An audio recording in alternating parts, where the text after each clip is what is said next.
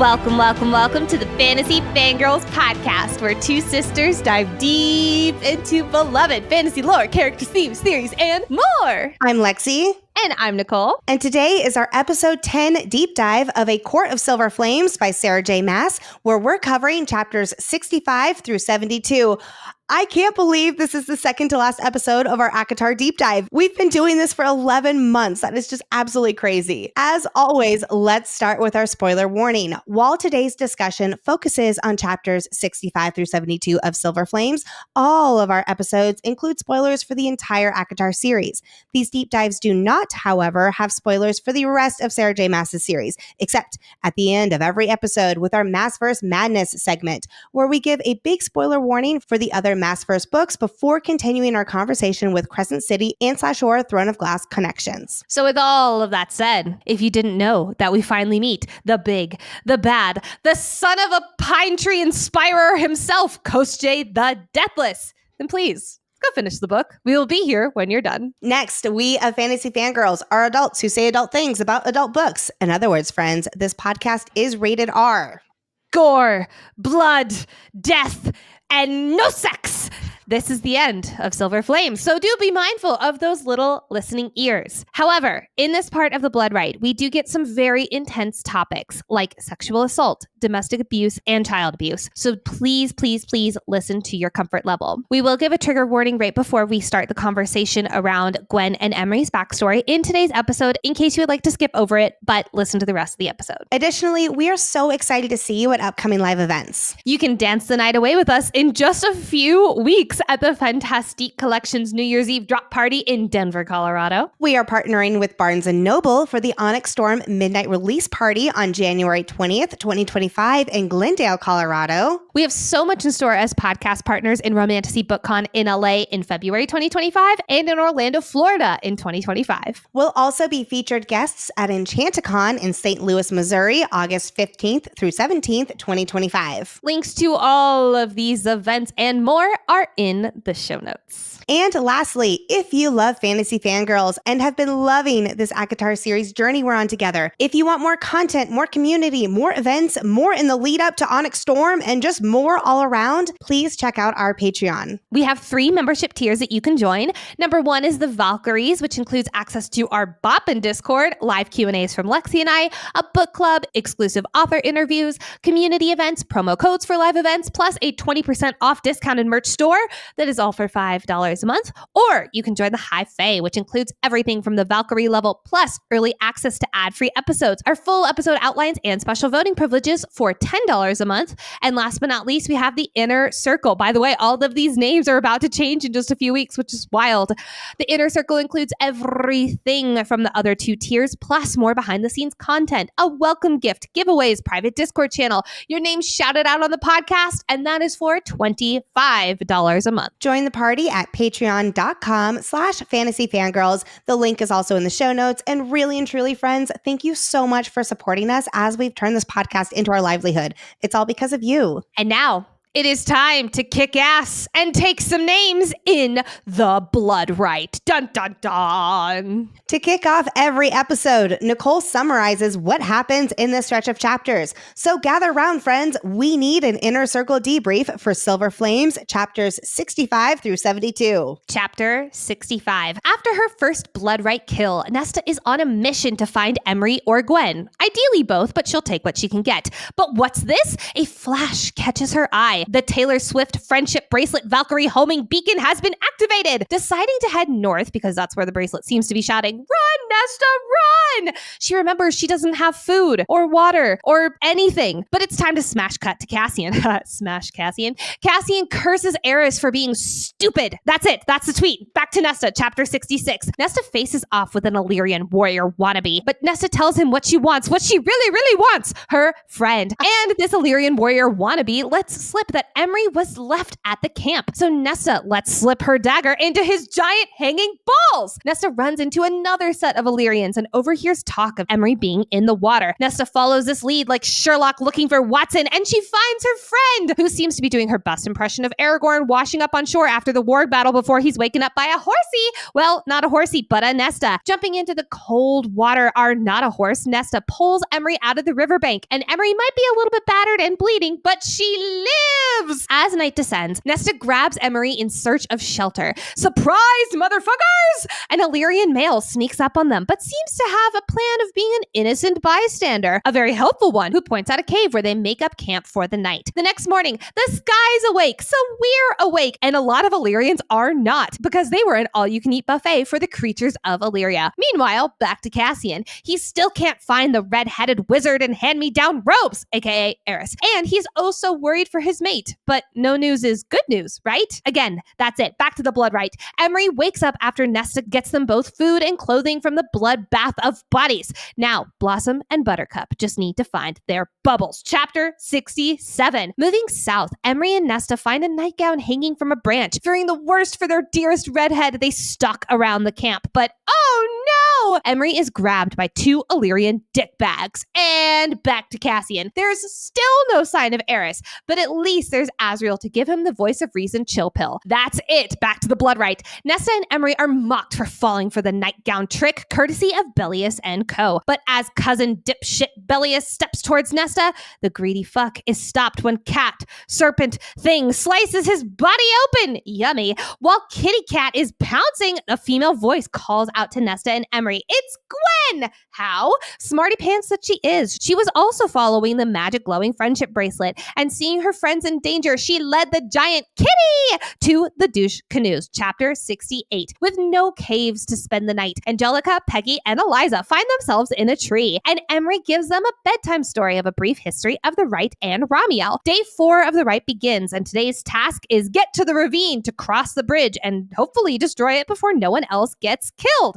Easy, but we can't get too comfy because it's back to Cassian. Cassian is getting salty after 4 fucking days of spying with Azriel, but alas, the castle is too warded to do anything else but wait. Oh, but something finally actually happens. Someone is leaving the castle. Well, shit. It's Briallen and Eris with a dagger. Fucking traitor. Back to the blood rite. Nesta, Emery, and Gwen reach the bridge just as a group of Illyrian males choose to start a race. Nesta and Emery get across, but Gwen is shot down with an arrow to the leg. But have no fear, the Valkyries are here! Working as a team, they manage to cut down the bridge, sending a bunch of Illyrians into the ravine, but not Gwen. Thanks to some makeshift archery skills, she is now across with her friends. 2 days go by, and there's a big decision to be made. To climb Romiel or not to climb Romiel? The deciding factor? Vulnerability! Each of the 3 share their backstories, and by the end, they have officially decided they are ready to win the whole damn thing. Chapter 69. 69 seems like a good time to check in with the Bat Boys. Azriel and Cassian follow Eris for 3 days as the caravan leisurely jaunts across the continent. But there's not a whole lot of time for critiquing Eris's under the speed limit horse driving,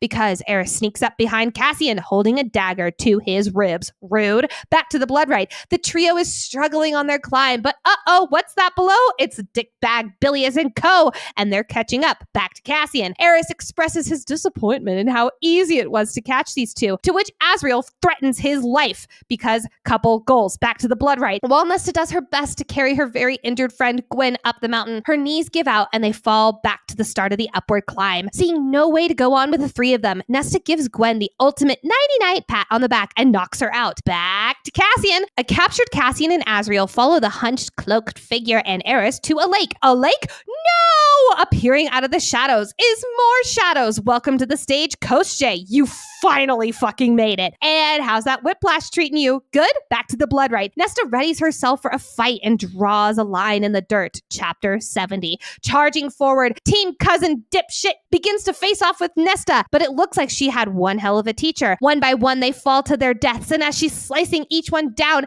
Nesta wonders what it would be like to be wielding ataraxia at this moment. And we get the official name meaning. inner peace. Chapter 71. I love tennis, especially when it involves going back to Cassian. Coach J taunts Azriel and Cassian for how easily they fell for his brilliant, beyond brilliant plan. And even though Azriel is able to get Eris and take to the skies infinity and beyond style, something is stopping Cassian from pulling a Buzz Lightyear. Brialyn has used the crown on Cassian, and these two are winnowed away. Too bad this episode is not sponsored by a neck brace company, because we're again back to Nesta. Her sword slick with blood, she turns to face her only remaining foe, Bellius. But what's that? Her friends made it to the top of the mountain and won the whole fucking thing. Take that, Illyrian patriarchy. Chapter 72. All that's left to do now is hold off Bellius for a few more minutes until the blood ride is over. Nesta fights for her life in hand-to-hand combat against this nickel-brained numb nut. But how is she so good at this hand-to-hand? Well, Bellius, it's because her mate taught her well. Yeah, he did. Being an adult has its high points. You can eat dessert before dinner, like I just did on my birthday, or you can stay up all night reading your favorite spicy book. But it's not all fun. You also have to do your taxes and take out the trash and make doctor appointments. But luckily for that one, there is ZocDoc, the healthcare app that makes adulting that much easier. ZocDoc is a free app and website where you can search and compare high-quality in-network doctors, choose the right one for your needs, and click to instantly book an appointment. We're talking about in-network appointments with more than 100,000 healthcare providers across every specialty, from mental health to dental health, from eye care to skincare, and much, much more. You can filter for doctors who take your insurance, who are located nearby, who are a good fit for any medical need you may have, and who are highly rated by verified patients. You can also see their actual appointment openings, choose a time that works best for you, and click to instantly book a visit. Plus, ZocDoc appointments happen fast, typically within just 24 to 72 hours of booking. You can even score same-day appointments. We at Fantasy Fangirls use ZocDoc, and you should too. Stop putting off those doctor's appointments and go to ZocDoc.com/FF to find and instantly book a top-rated doctor today. That's ZocDoc.com/FF. ZocDoc.com/FF. It's time to step into the cauldron and discuss key insights, character analysis, lore, foreshadowing, theories, and oh, so much more. And once again, friends, I sincerely apologize about my voice. This cold is never ending. I probably should book myself a ZocDoc appointment, and I'm just trying to keep my voice going. That vocal steamer's working overtime. So thank you very much for your patience and listening to me today and this voice of mine. I know it's a little raspy. Anyway, with this stretch of chapters jumping between Cassian and Nesta's different POVs and situations, today's Cauldron segment is going to look a little different as we focus first on Cassian's time on the continent, and then we'll dive into Nesta's POV during the blood rite, because we don't want to get whiplash like Nicole had there during the Inner Circle Debrief. Plus, as we do for action-packed sequences, this whole episode is going to be very beat by beat as we walk through all that happens between these two POV plot lines. I'm going to see how well I can do my usual battle reenactment. Lexi's hanging on by a thread right now, y'all. She's doing so good. It's the first day of the blood rite, but Cassian and Azriel are on a mission to rescue Eris from Brialyn. They have to be very careful not to get too close to the crown, where they're susceptible to falling under its influence. But they also need to save Eris from Brialyn's clutches, because it's a major risk that he'll reveal the fact that the Night Court has the other two Dread Trove objects. Little does our crew know that Brialyn already knows this from the bridge between Nesta and Brialyn when she touched the harp back in the prison all those months ago. So, step 1, check the Queen's once shared palace, or as we like to call it, their headquarters. Remember how last summer, so approximately 9 months ago, the other 3 queens left this castle after they had all been holed up there, eerily quiet since the war. We've speculated whether Brialyn may have used the crown on them to get them out of her way before she started making moves with Baron, but we have no confirmation of that. Our 2 Bat Boys are flying high above the ground, relying on their heightened Fae eyesight to inspect the land below. The consensus is no sign of Eris or his soldiers, who captured him and assumably brought him here. However, the next day, Azriel will learn from a human merchant on the road from the palace that a red-haired Fae male had been dragged into the castle 2 nights ago. That timeline lines up with when Eris was taken. And yep, red-headed Fae male, it all checks out that Eris is indeed inside the palace. The human merchant says that he heard in a tavern that the male was to be taken soon to another site. Quick pause, because my first thought was, how does he know this? It leads me to believe Briallen ensured the info leaked so that it would easily get back to Cassian and Azriel. We can't forget this is all her setting the trap for Cassian, so Briallen can have Koschei winnow her and Cassian to the Bloodrite, where she can then manipulate Nesta into doing her bidding with Cassian, trade the trove objects for Cassian's life, or force Cassian to kill her. With this new bit of information, Azriel can formulate step 2 of their plan to rescue Eris. Wait until they leave the castle and then trail them from the cloud cover. All the while, however, Cassian's really struggling to stay focused on the mission at hand, and he's barely sleeping as he constantly worries about Gwen, Emery, and most of all, Nesta. He keeps reminding himself that they will survive. He'll allow no other alternative. So it's almost becoming a mantra for him. They'll survive the right. They have to. Otherwise, if he lets his dark thoughts or scenarios linger for too long, he'll get completely swallowed up by them. I so feel for Cassian here. It's already hard knowing that his mate is in this situation, but he also knows almost hour by hour of what's happening in the Bloodrite, from participating in it and from also being head of the Illyrian army. So there's this extra anxiety of knowing, okay, they're waking up right now. Okay, there's probably a lot of movement to the mountain. Okay, it's night, so all these monsters are coming out. Like, he knows subconsciously that internally he'd have an inkling if Nesta were dead, because a mate always would know that knowledge. But as he's thinking about this, he says, quote, even if she rejected that bond, technically she has not officially rejected the bond. She just had rejected the idea of the bond. But I'm getting into semantics here because poor Cassian is so stressed out. He's just going on negative spiral after negative spiral. It also goes back to what we were talking about last episode, where yes, Nesta is rejecting the concept of mates, not Cassian himself, but Cassian believes the two go hand in hand. So by her rejecting the word mate, he thinks it's rejecting him and what they share. He's barely sleeping, not only because of Nesta and worried about her safety, but also because of remember that whole bomb that Rhys and Feyre dropped on them before leaving? And despite not having talked about it yet, Azriel and Cassian are both bogged down by worry, knowing that they only have a few days with their brother left. And again, I would be so pissed if I had just gotten this news and then I need to go find fucking Eris of all people rather than be with my family when, quite frankly, family is needed most right now, or chosen family is needed most. There's such a feeling of helplessness and stomach turning, I'll call it anticipatory grief, as Cassian and of course Azriel too process the possibility of losing both of them. He's holding out hope that maybe Amren can figure out a way to undo the bargain, or Helion can. But from our experience as a reader, the only person who has that kind of power that we've seen so far was the King of Hybern. Though I honestly wouldn't be surprised if Helion didn't try like that hard to undo Feyre's bargain with Rhys when Tamlin begged him. But anyway, I'm still sticking with my belief that Rhys would refuse to undo the bargain. He could not live with himself if he escaped death but lost his mate. 4 days later, no one has gone in or out of the Queen's towering gray stone castle. No departing groups, no gates opening whatsoever. In fact, no one's even coming or going from the walled city surrounding the palace. Quote, as if the gates had been locked, its people kept within.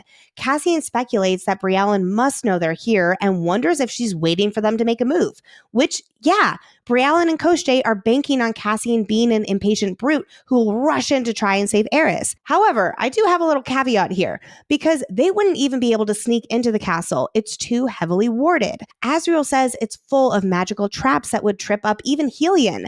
I'm assuming Koschei's power is at play here with how powerful the wards are, unless the King of Hybern's old wards that tripped Az up in ACOSF are still intact.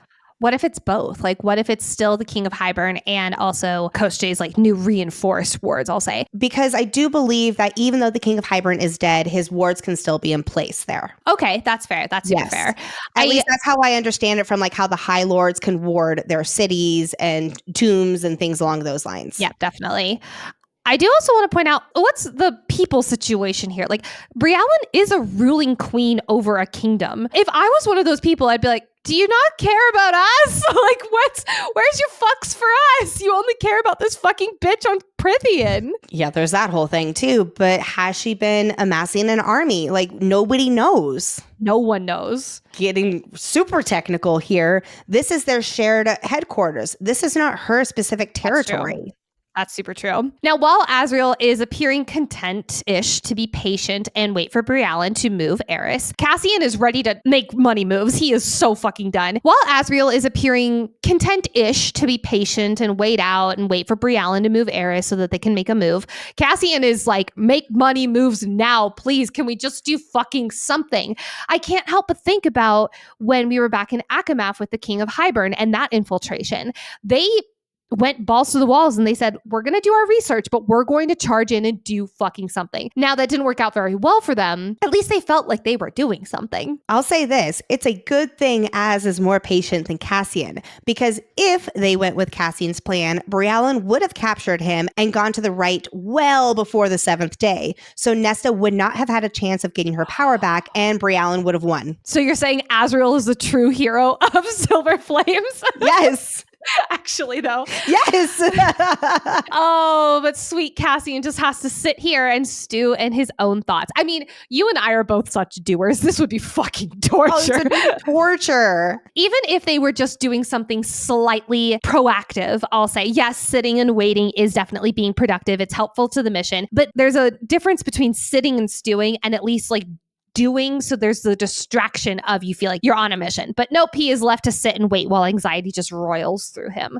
With these terrifying thoughts spinning around for 4 fucking days, it is up to Azriel to be the voice of reason that has been utterly lost on Cassian. Over the course of these 4 days, we really see the stark difference in Cassian and Azriel's personalities. Yes, they are brothers who love each other fiercely.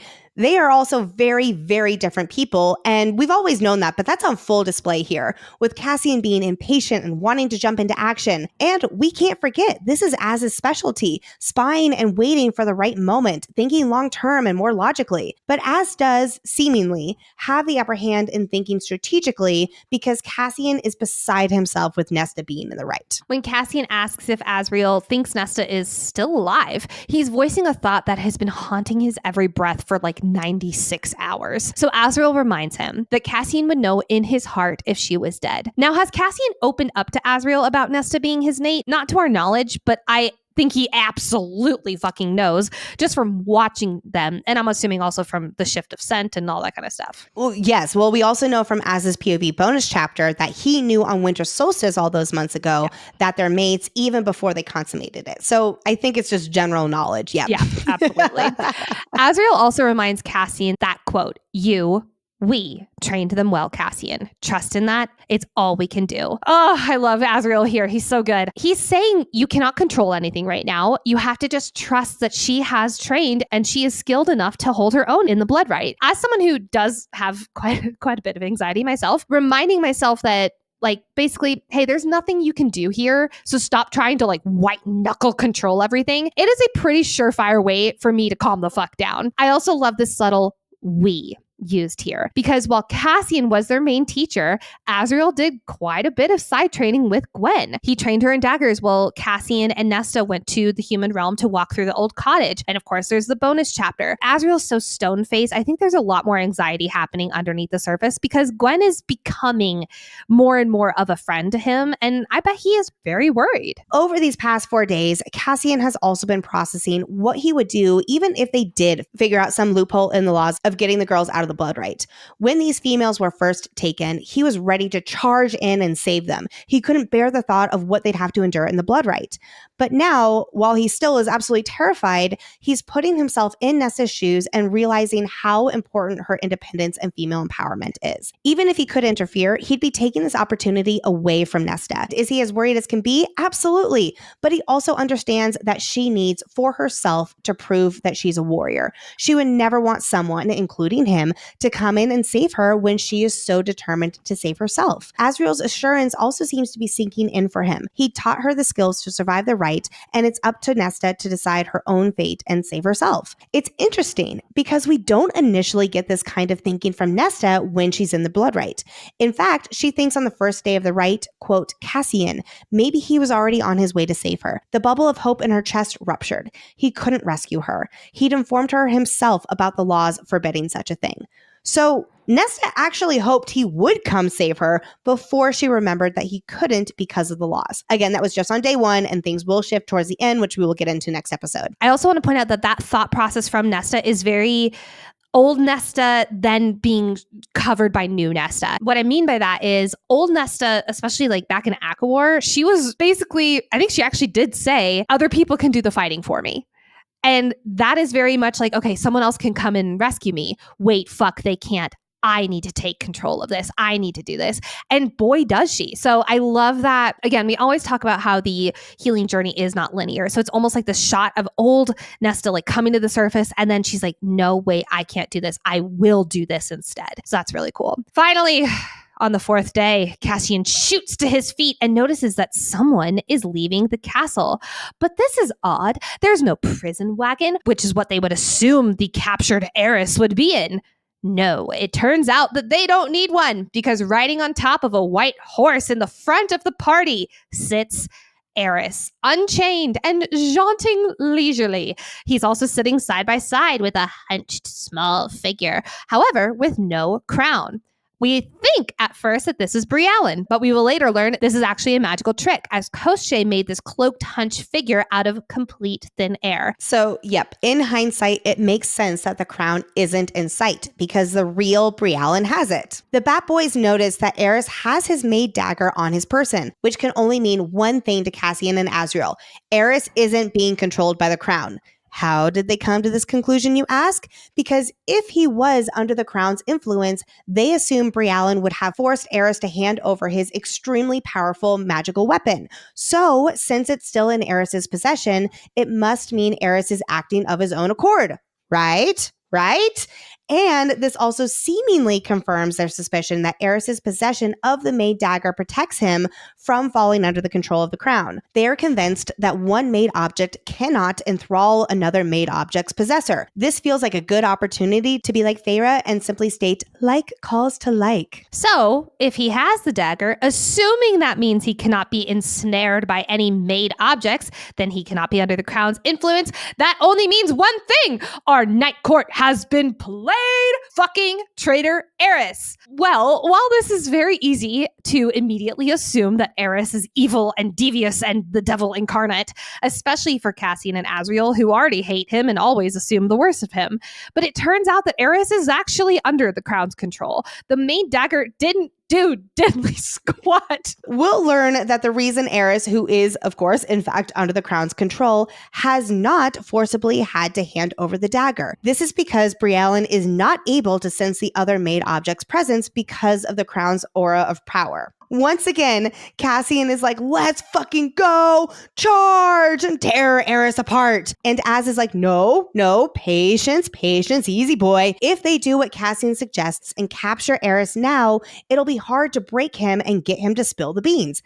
But if they follow him, Eris will unknowingly reveal how far his betrayal goes. Like always, Az is prepared to play the long game. Meanwhile, Cassian just wants to get this mission over with so he can go back home and be near the right for any news about Nesta. To be honest, I can relate to Cassian so hard in this moment. Whenever I am out and about, whether that's at dinner or a secret mission where I'm spying on a traitor, I am always trying to get home ASAP. Maybe it's not because my mate's in the blood, right? Hopefully, Brett, you listening? But definitely it's more to curl up with the book that I am reading. And Book of the Month makes finding your next book obsession easy. Book of the Month is more than just a subscription service. They've made it their mission to help readers discover new books they will love and to promote the work of emerging authors. We love that.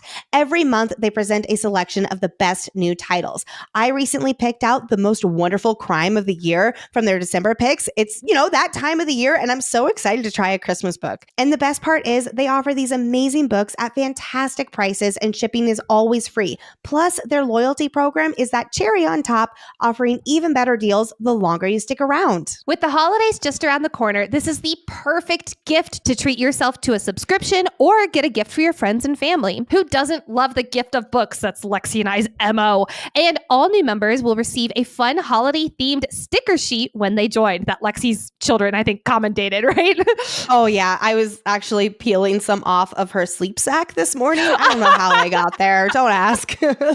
Right now, head over to bookofthemonth.com fantasyfangirlspodcast.com and get your first book for only $5 using the code TINSEL. It's such a good deal, and we cannot recommend Book of the Month enough. It's not just about receiving books, it's about the joy of discovery. That's bookofthemonth.com and use code TINSEL to get your first book for just $5. And be sure to let Book of the Month know we sent you by selecting Fantasy Fangirls under podcasts in the survey after picking out your book. 3 days later, after the 4 days, so we're on the 7th day of spying, we're still following the caravan eastward, and a very sleep-deprived Cassian knows the blood rite is almost over. He is itching to get back to the night court, so he's there the second the blood rite is done. But no going back to his mate for now, because we're still following this damn caravan until it finally halts deep in the woods at a small lake.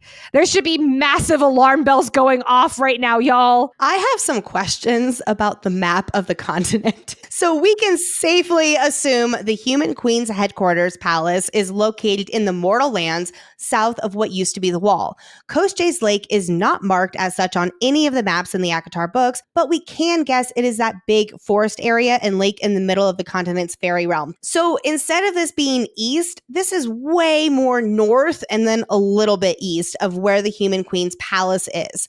Before the King of Hybern used the Cauldron to destroy the Wall, the Human Queens were already in communication with Koschei to sell Vassa to him, which means the Wall was more or less inconsequential, since they somehow, some way, worked with Koschei so far up in the fairy realm all the way back at the beginning of ACOMAF.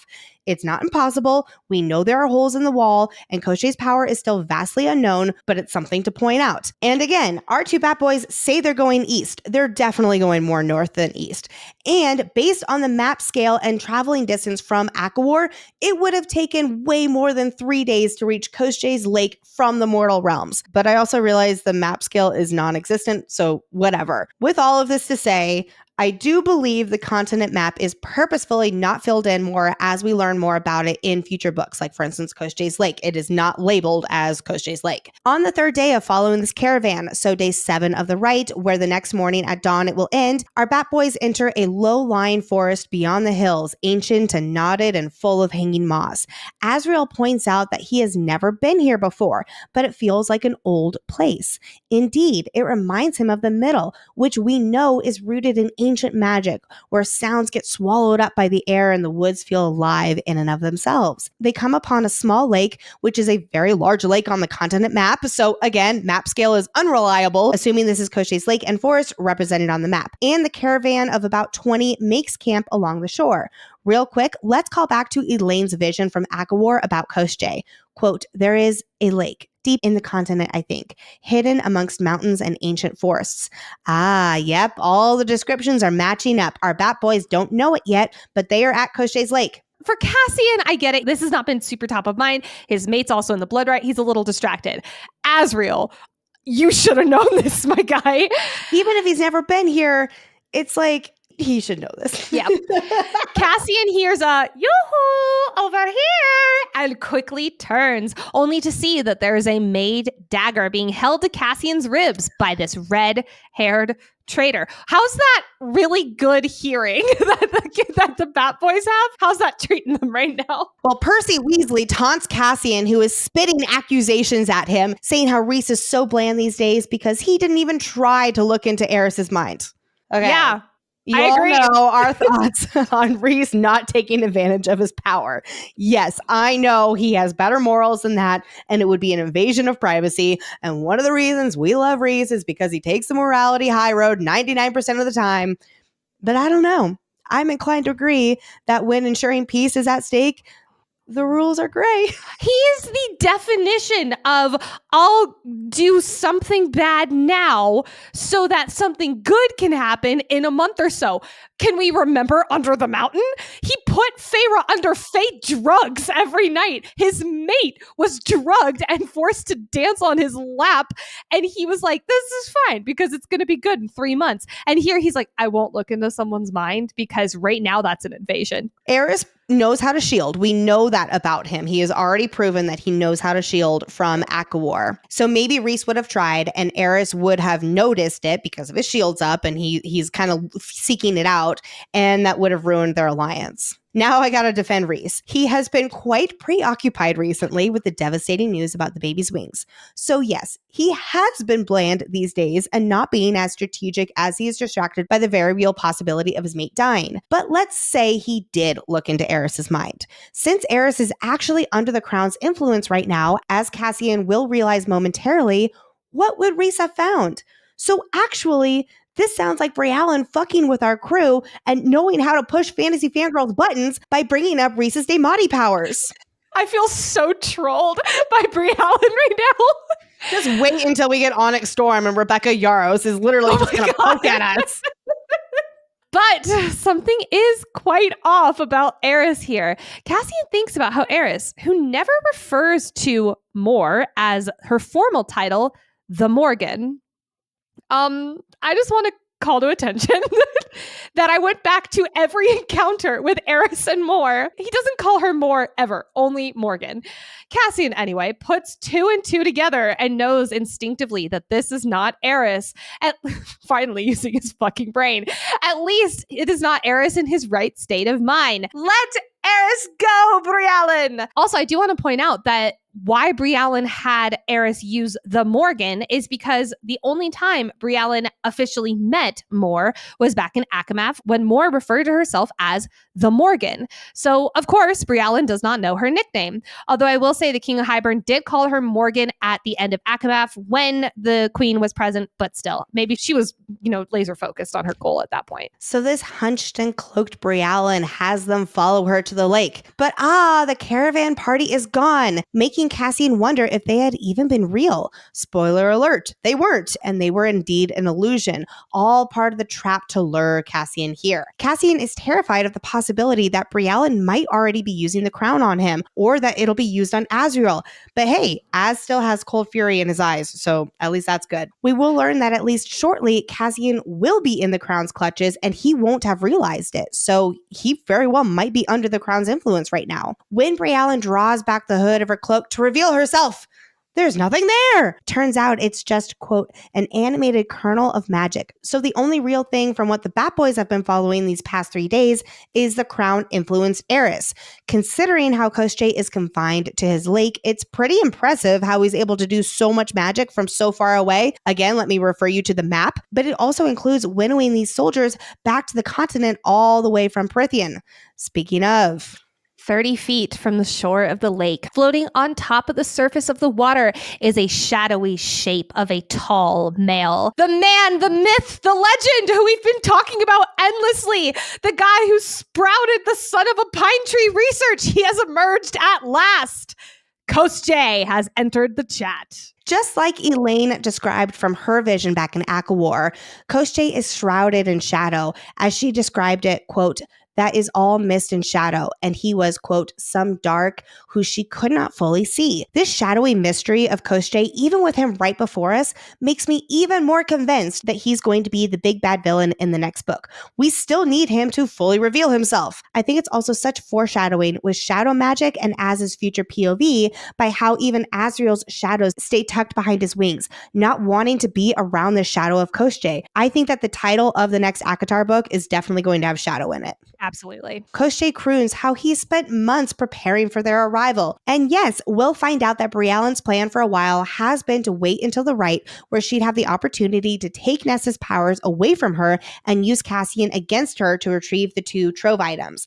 Cassian and Azriel's main concern right now is making sure Koschei does not find out about Eris's Bay dagger on him. If Koschei gets in possession of a magical weapon, untold terrible things might happen. Is this foreshadowing for the future? Maybe. So they need to get Eris, who has the dagger on him, away from this very dangerous situation. So Azriel, with an expression of pure terror in the presence of Koschei, grabs Eris and shoots into the skies with a singular goal of getting the made dagger away from Koschei before he realizes it's even there. I am just so surprised Koschei is not able to sense this magically made weapon, because even Rhys and Cassian were able to feel its power. Anyway, whatever. But when when Cassian tries to launch into the skies too, he physically can't move. He's under the Crown's control. Remember, Az and Eris are meaningless to Briallyn and Koschei since they don't know about the Maid Dagger, so they weren't under the Crown's control like Cassian is, who is a pawn in Briallyn's plan. I wonder if the Maid Dagger is not detected by them because of something to do with Nesta's specific magic. I really would think Briallyn can sense it, or that Koschei is smart enough to sense its power, but whatever. They're free, but my boy Cassian is in deep, deep trouble. I want to point out that in what universe would Azriel leave his brother behind so that he could be put under the Crown's control? Yes, I know he's trying to get Eris and the Maid Dagger away from Koschei. That is a very fair point. And Azriel was saying, I don't want to explain to Rhys and Feyre that you died, and I especially don't want to explain to Nesta. He does come back and is like, oh no, I can't get you. And then he leaves again. I think it actually makes sense for Azriel because, again, he is so logical and he knows that their number one priority right now for literally saving the entire world is to get this Maid Dagger away from Koschei. I also am going to throw out a theory that a lot of people have been talking about recently is the theory that Az and Eris are mates. And he might not know it yet, but he feels this pull to save Eris in the situation. It's been a minute since we've spoken out about the Azriel and Eris are mates theories because, to be quite honest, there's not a whole lot of information on the page as we're deep diving that has made us go, oh yes, that definitely might be a hint for us. Koschei, almost like he's passing Cassian off, tells Briallyn that she can come and take him away because she has plenty of time before dawn when the blood rite is officially over. On the bright side, she's taking him to yes? Would just like to point out, man, it would be so symbolic if it was dusk. I know. I thought the same thing. I was like, damn it. On the bright side, Briallyn is taking Cassian exactly where he wants to go. Now, on the not so bright side, Cassian is officially under the Crown's control, which is really, really bad because the Queen has it out for his mate. She knows that Cassian is leverage she can use to get Nesta to do whatever bidding she wants. But we will get into that next episode because we get one final parting comment from Koschei. Quote, tell my Vasa I'm waiting. Hello, book 6 setup. I really think that Lucien will be one of the POVs next book. And part of that will be him and Vasa having to figure out how to get her free. I do think he's going to have to use some kind of spell cleaving powers to get Vasa free from Koschei, which means he'll finally fucking learn about his parentage. And I'm so excited because he's still in the dark.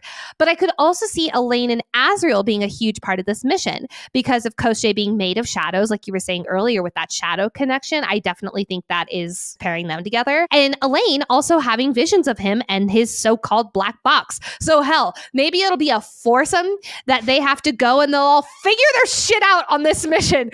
What is wild to me, though, I don't think that Vasa would get anywhere near the continent or Koschei unless things are settled. She's being called back to him. There's something else to it because she is somehow out of the realms of their curse right now, but she knows that she has to go back. But it's like, is she going to be like forcibly needing to come back to it? Or I don't know. I think forcibly. But what I want to know is what deal did Papa Archeron broker so that she could be gone this long? She's gone for almost, a year and a half? 2 years? 2 years. Wow, that is wild. What else is wild to me? This is the only Koschei we get.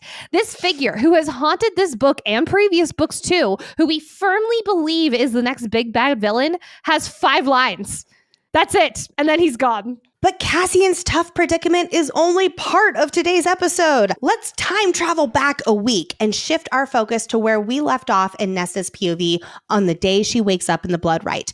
Quick refresher. Nesta woke up first among the Illyrians at the west location in the blood rite. Turns out someone, cough, cough, Briallyn, cough, cough, made sure weapons found their way into the rite. Nesta managed to kill a male with a knife and changed into his clothes. Now she is determined to find her friends. Nesta knows from Cassian that there are 3 dumping grounds in the Bloodrite. One in the north, one in the west where she is, and one in the south. If Nesta was dumped in the west, then she can assume that, much like the Bat Boys, the 3 Valkyries were also split up into these 3 dumping grounds. So Nesta, using Cassian's survival skills from their hike, looks at where the moss is on the tree, knowing that where the moss is will always point north. Fun fact, this is fake as fuck. It's not real. Well, hold on, it's not fake. It is location specific. It is location specific and not entirely always true. For instance, it can sometimes favor the north side of trees only in the northern hemisphere because that is where it is shadier. But in the southern hemisphere, it also can sometimes grow on the south side of trees. It really just depends where's the water. Fair enough. Since they are in the northern hemisphere, it does apply. Nesta knows that she either needs to go pick north or south to go after her friends. But which one, and even if she could get there, would they be gone? Would they be looking for the others? Would they be heading towards Romiel? As Nesta looks around, worried about this completely unwanted situation she's found herself in, something catches her eye. Her small silver charm on her friendship bracelet is glowing, buzzing, as if to say, hurry, hurry, but only if she points it towards the north. The south is only a faint glow, and the east, which is not a dumping ground, is nothing. So she trusts her maid gut and knows that the charms are holding their magical power from the wish that she cast upon it a few chapters ago. Remember the wish. She said, quote, "May we have the courage to go out into the world when we are ready, but to always be able to find our way back to each other, no matter what." So Nesta sets off to the north. As wonderful and relieving as it is that the magically made charm bracelet works in the right when magic is otherwise banned, Nesta wonders how this magic works when no others do. Since the right bans magic from wielders and any objects, the power surrounding the right must not stifle made items. Fae spells, apparently like these cast on the right, again, I'm going to assume the location, have to be carefully worded. So whoever had woven the spell for the Illyrians probably never considered the possibility of a made item winding up here, which makes us immediately question why Nesta, who is made herself, doesn't have any powers. It's a good question, and one that Nesta wonders too. She realizes that the right must recognize her as a person and not a thing. As someone who has felt so consumed and scared of her made magic, this is actually a relief for Nesta. She isn't a made thing. She is a person who channels made magic. In other words, she is not her power. She is her own person who has power. Well, except for right now, because as a person, that means the magic stifling spell works on her. Now, for me as a reader, I appreciate the symbolism of this and how it fits within Nessa's character arc. But I don't know. This feels like quite the technicality that Nessa's made magic within her doesn't work, but the objects she made do. But we need her to have no power in the right for the plot, so moving on. Cauldron, boil me. But before we move on, why don't we take a moment to talk about gifting? It's the holiday season after all, and one of my favorite parts about gift giving, I'm kind of a crazy person when it comes to gift giving. I love to see how specific I can make it to that person, like almost crazily so. And it's because it's one of my love languages. I love it. And it's so great when you can give someone a gift that they wouldn't necessarily give themselves. It's almost like that little bit of luxury that they don't know that they're missing. And for quality gifts at an affordable price, our go-to is Quince. Quince lets you treat your loved ones and yourself to everyday luxury at an affordable price. One of my personal favorite things that Quince has, and I actually wore just the other day, I truly believe everyone needs this in their closet, is Quince's iconic Mongolian cashmere sweaters, which start at $50. Gift luxury this holiday season without the luxury price tag. Go to quince.com/FFG for 365-day returns plus free shipping on your order. That's QUINCE.com/FFG to get free shipping and 365-day returns. Quince.com/FFG. Running to find one of her friends in her too big boots and not warm enough clothes, Nesta comes face to face with an Illyrian warrior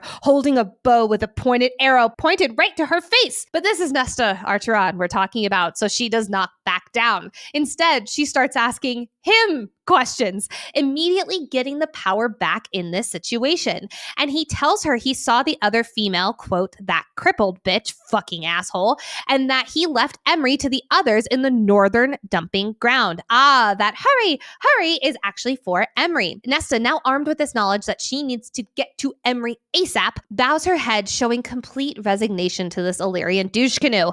And then she throws her knife at him, where it finds its target right in his balls. And she charges at him, then twists the blade as deep as possible before pulling it free, grabbing his arrows and bow, and then running away. I mean, wow, Nesta, awesome. Again, another training callback from Cassian in ACOWAR, where he showed her a few quick places to hurt a male, one of which being the balls. Ouchie. Miles later, Nesta comes upon a river and a group of warriors at its bank. Looks like someone also left canteens for the right participants in addition to weapons.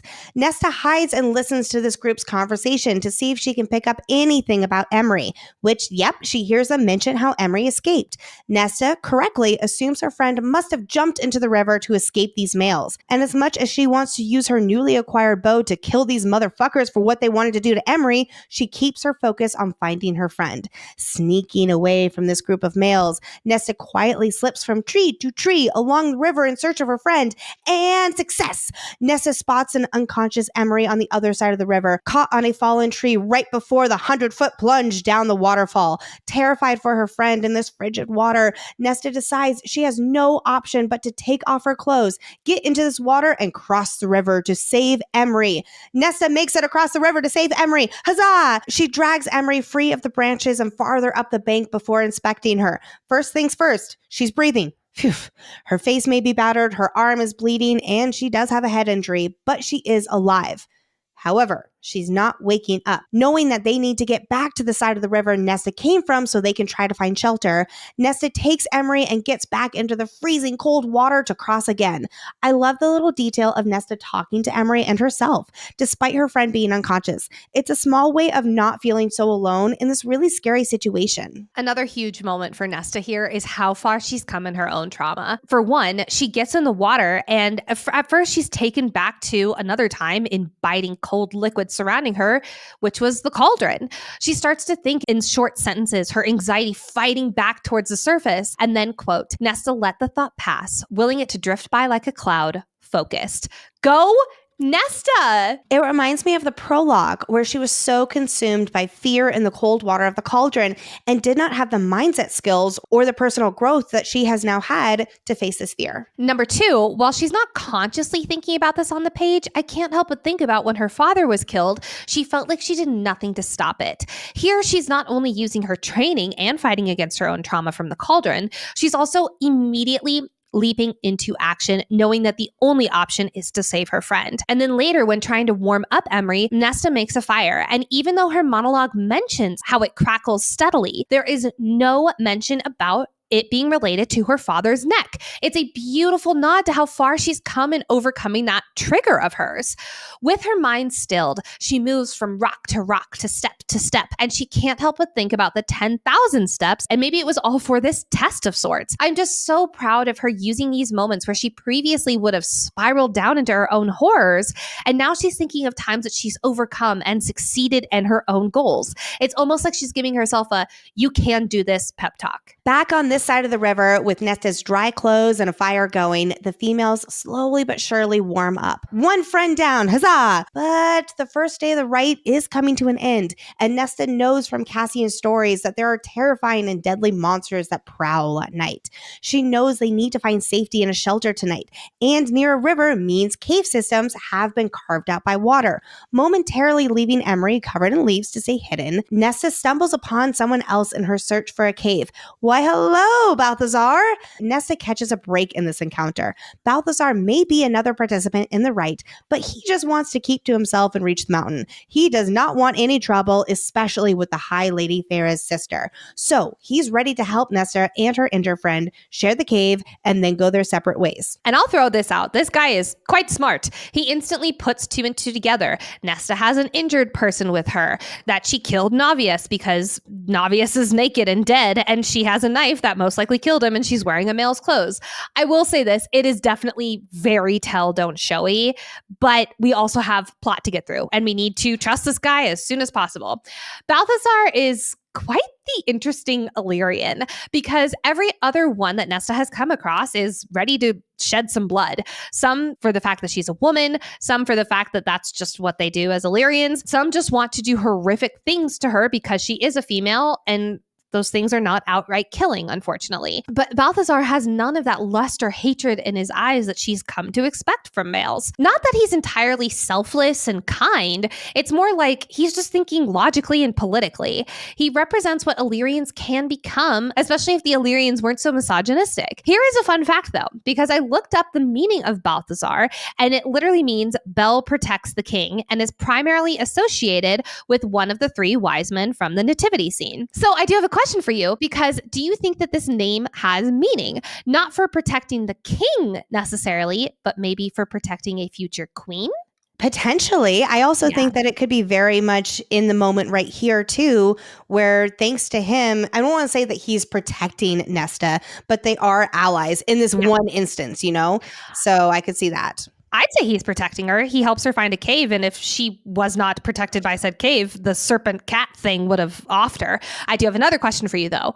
Do you think we're done with Balthazar? No. Or me neither. Okay, good. Yes. We rarely meet a character like this and don't ever see them again.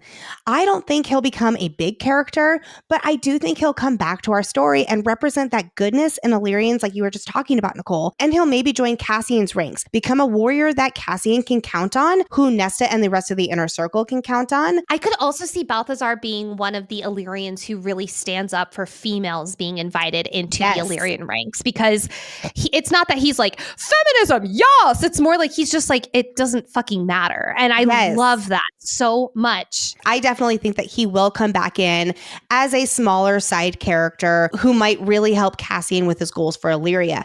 As much as I would love for him to join Nesta's ranks if she was to become a queen or something like that, I will say she loves her female empowerment. So while I do think that he will be in support of that and helping her indirectly, I don't see her being in the queen's court necessarily. Yeah. Thank goodness for Balthazar and Nesta's reluctant truce with him, because the cave was essential for surviving the night from the monsters. Nesta doesn't sleep all night and spends her time doing her mind-stilling exercises. She knows better than to wholeheartedly trust this male and lower her guard by falling asleep. But it's also hard to sleep with all the sounds of the beasts stalking outside and the Illyrian screams. These beasts of Romiel make the blood rite that much more difficult. Not only do you need to put your survival skills to use when making weapons and finding warmth and food for yourself, you also have to be smart enough to stay clear of these beasts. I do have a theory about these beasts that I'll share in Maasverse Madness, but overall, I have to wonder about the level of training these novice warriors get before entering the rite. They need a Romiel Beasts 101 class, because it feels like many of the participants are so focused on killing each other that they forget about the basic how-tos of surviving the night. I wonder if this is SJM's way of magnifying how much of brutes many of them really are, where they don't have common sense that these beasts can climb trees. It's also important to note that we'll learn these beasts especially smell and seek out Illyrians. I think there's more to the history with all of this, and that the Daglin maybe created and bred these beasts all those thousands of years ago to hunt the Illyrians, or their cousins to the hounds from the Wild Hunt. We know from Cassian and Frost and Starlight that most beasts were slain by the Illyrians or fled to the steppes, which is where Feyre saw them in ACOSF, but the most cunning and ancient of them found ways to hide here by Romiel Mountain, so that's who's prowling this terrain at night. As we'll learn soon during the encounter with Bellius, at least one type of these large beasts is part cat, part serpent, with all black fur and sharp claws and hooked teeth. That's terrifying. I have a lot to say on this animal, but I will save it until that part. The next morning at dawn, it is day 2 of the rite, and Balthazar departs with a good luck, Archeron, farewell. Emery's head has at least stopped bleeding, but she is still unconscious. But at least they they have plenty of options for clothes today.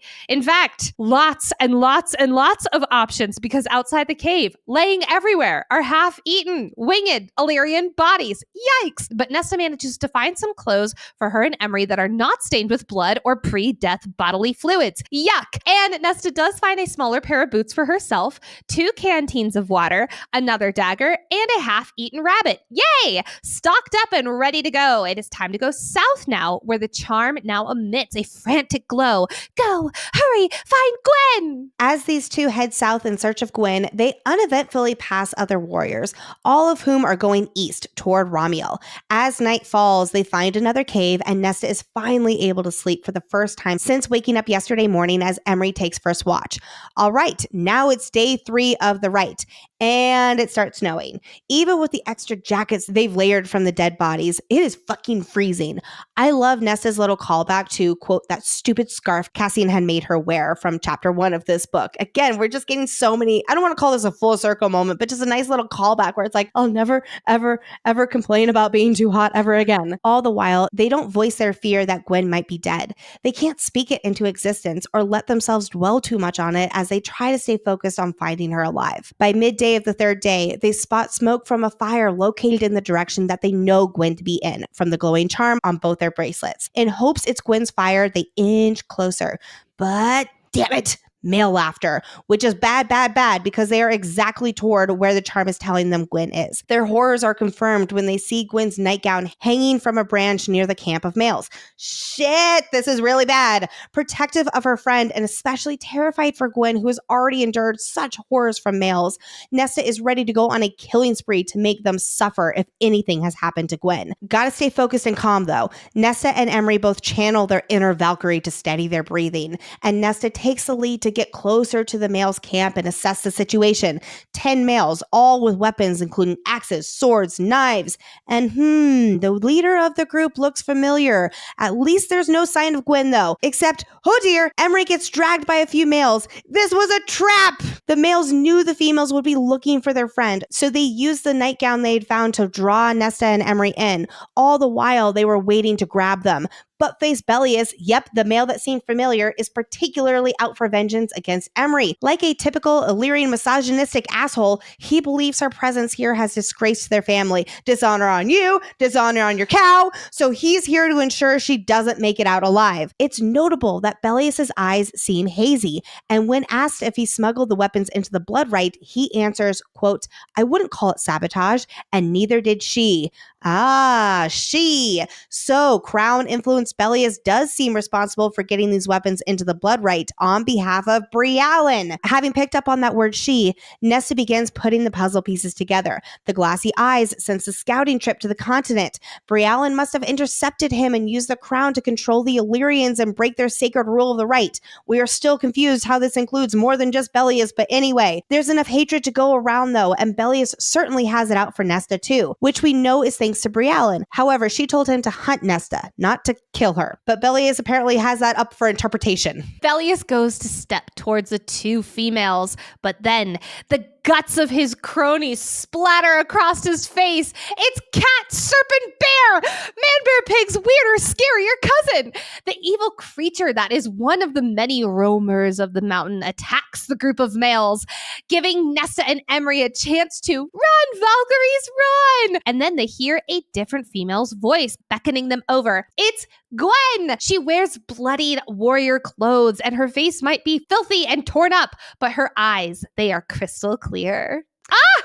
As they sneak away from the warriors being attacked by the beast, we get the download of what Gwen's been up to these past 2 nights and 3 days. She woke up before the others, like Nesta. Seems that it's because she and Nesta aren't Illyrian, which the sleeping concoction is designed for. As she began running, she found a cache of weapons and changed out of her nightgown and into clothes she found from a body. She kept to the trees the first 2 nights, which the beasts don't try to go after her in the trees because they don't smell her like they do the Illyrians.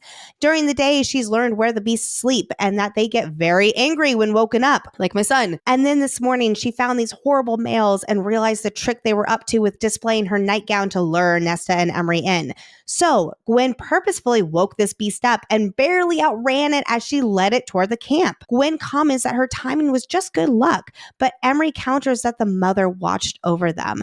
Here I am with my fate talk again, because I genuinely believe the mother is watching over them. The mother serves as a voice of wisdom sometimes in Nesta's head, and there have been noticeable moments where the world responds or is listening to what these females are achieving. I believe that the mother is guiding them on their journey to each other to save themselves and one another, to becoming Valkyries, to overcoming this challenge together as sisters. When Nesta first woke up, her immediate thought was about how terrified she is for her friends, specifically for Gwen.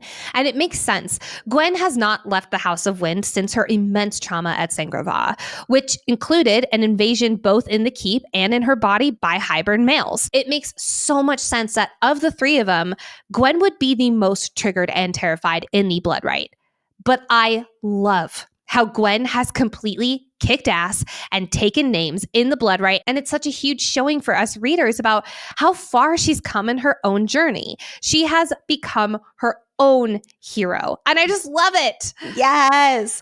It's so sweet how she's almost in disbelief that Nesta and Emery came looking for her. And Emery assures her that of course they did. It's what sisters do. We'll learn Gwen's whole story very soon and why she doesn't feel worthy. And like Nesta, she feels undeserving of these friends who have become sisters. But she does deserve them. Of course they came looking for her. This is such a sweet moment for Gwen. And honestly, these three uniting is such a huge sigh of relief. And today's sponsor, Ritual, can help you get your own huge sigh of relief in everyday life. Start your morning with Ritual's Stress Relief. This product uses first of its kind technology to support the body's natural cortisol response so you can take on the daily juggle. I've loved making Ritual part of my morning routine. It gives me so much peace of mind knowing that I'm starting my day off doing something for me. Plus, when I take my daily Ritual, I know that they use ingredients that have been clinically studied to promote stress relief and a positive mood, which as a very busy parent and business owner, I need that very badly. Yes. And so this is such a wonderful little addition to really help me get that pep in my step and a smile on my face. There's so much in our lives that we cannot control, what we were talking about earlier. And we know that the juggle is real. Don't just respond to stress. Get ahead of it with stress relief from Ritual. Get 20% off your first month at ritual.com/FFG. Start Ritual or add stress relief to your subscription today. That's ritual.com/FFG for 20% off. Night 3 in the right, and unfortunately, no caves are around for safety tonight. So, up a tree we go!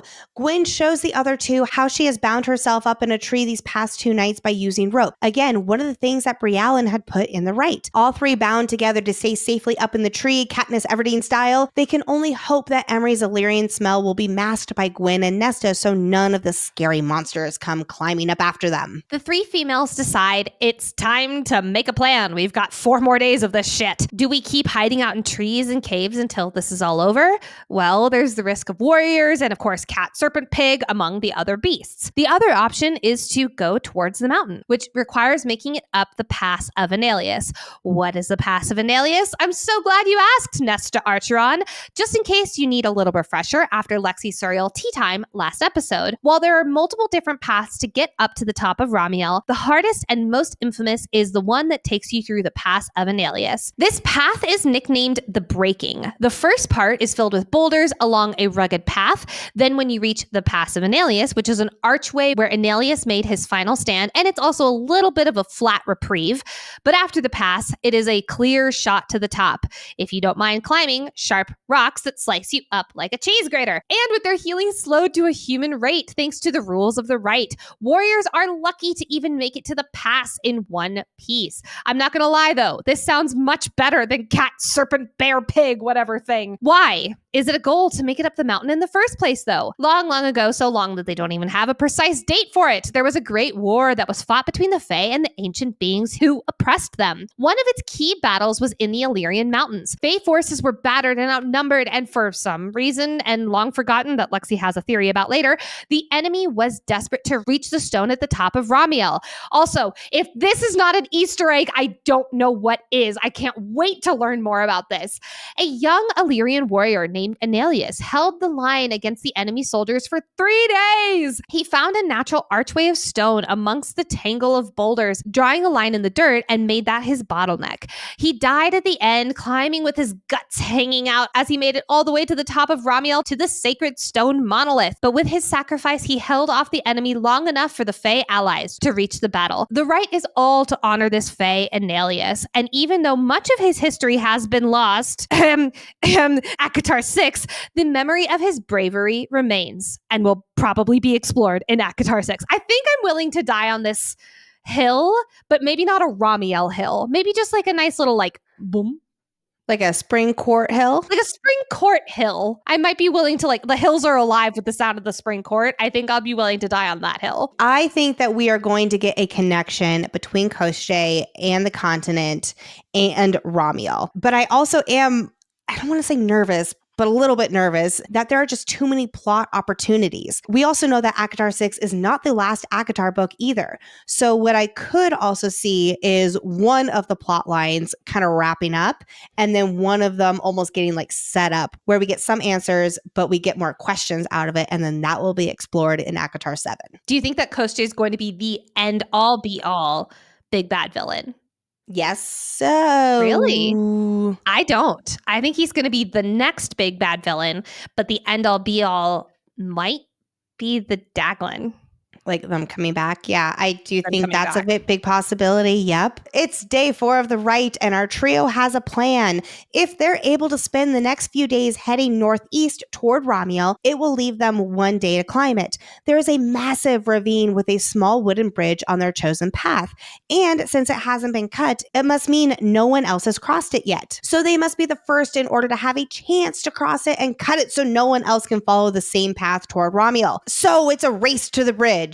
But we've got company. A group of Illyrian males start running in the direction towards the bridge. So our Valkyries only have one option, Elphaba Throp style, bring them down. Cutting one Illyrian down so he's in the perfect position to be in front of Emery's blow. Nesta ducks from another so that it blows into Gwen's shield. She then uses that to mask her, hashing a wound open at his shins. Then tossing Nesta her shield so that Nesta can perfectly protect against a blow, knocking a male off balance so then she can take him down. All that training as a unit together is fully paying off. All the blood, sweat, tears, determination around the obstacle course where the 3 of them had to work in harmony, it is now on full display.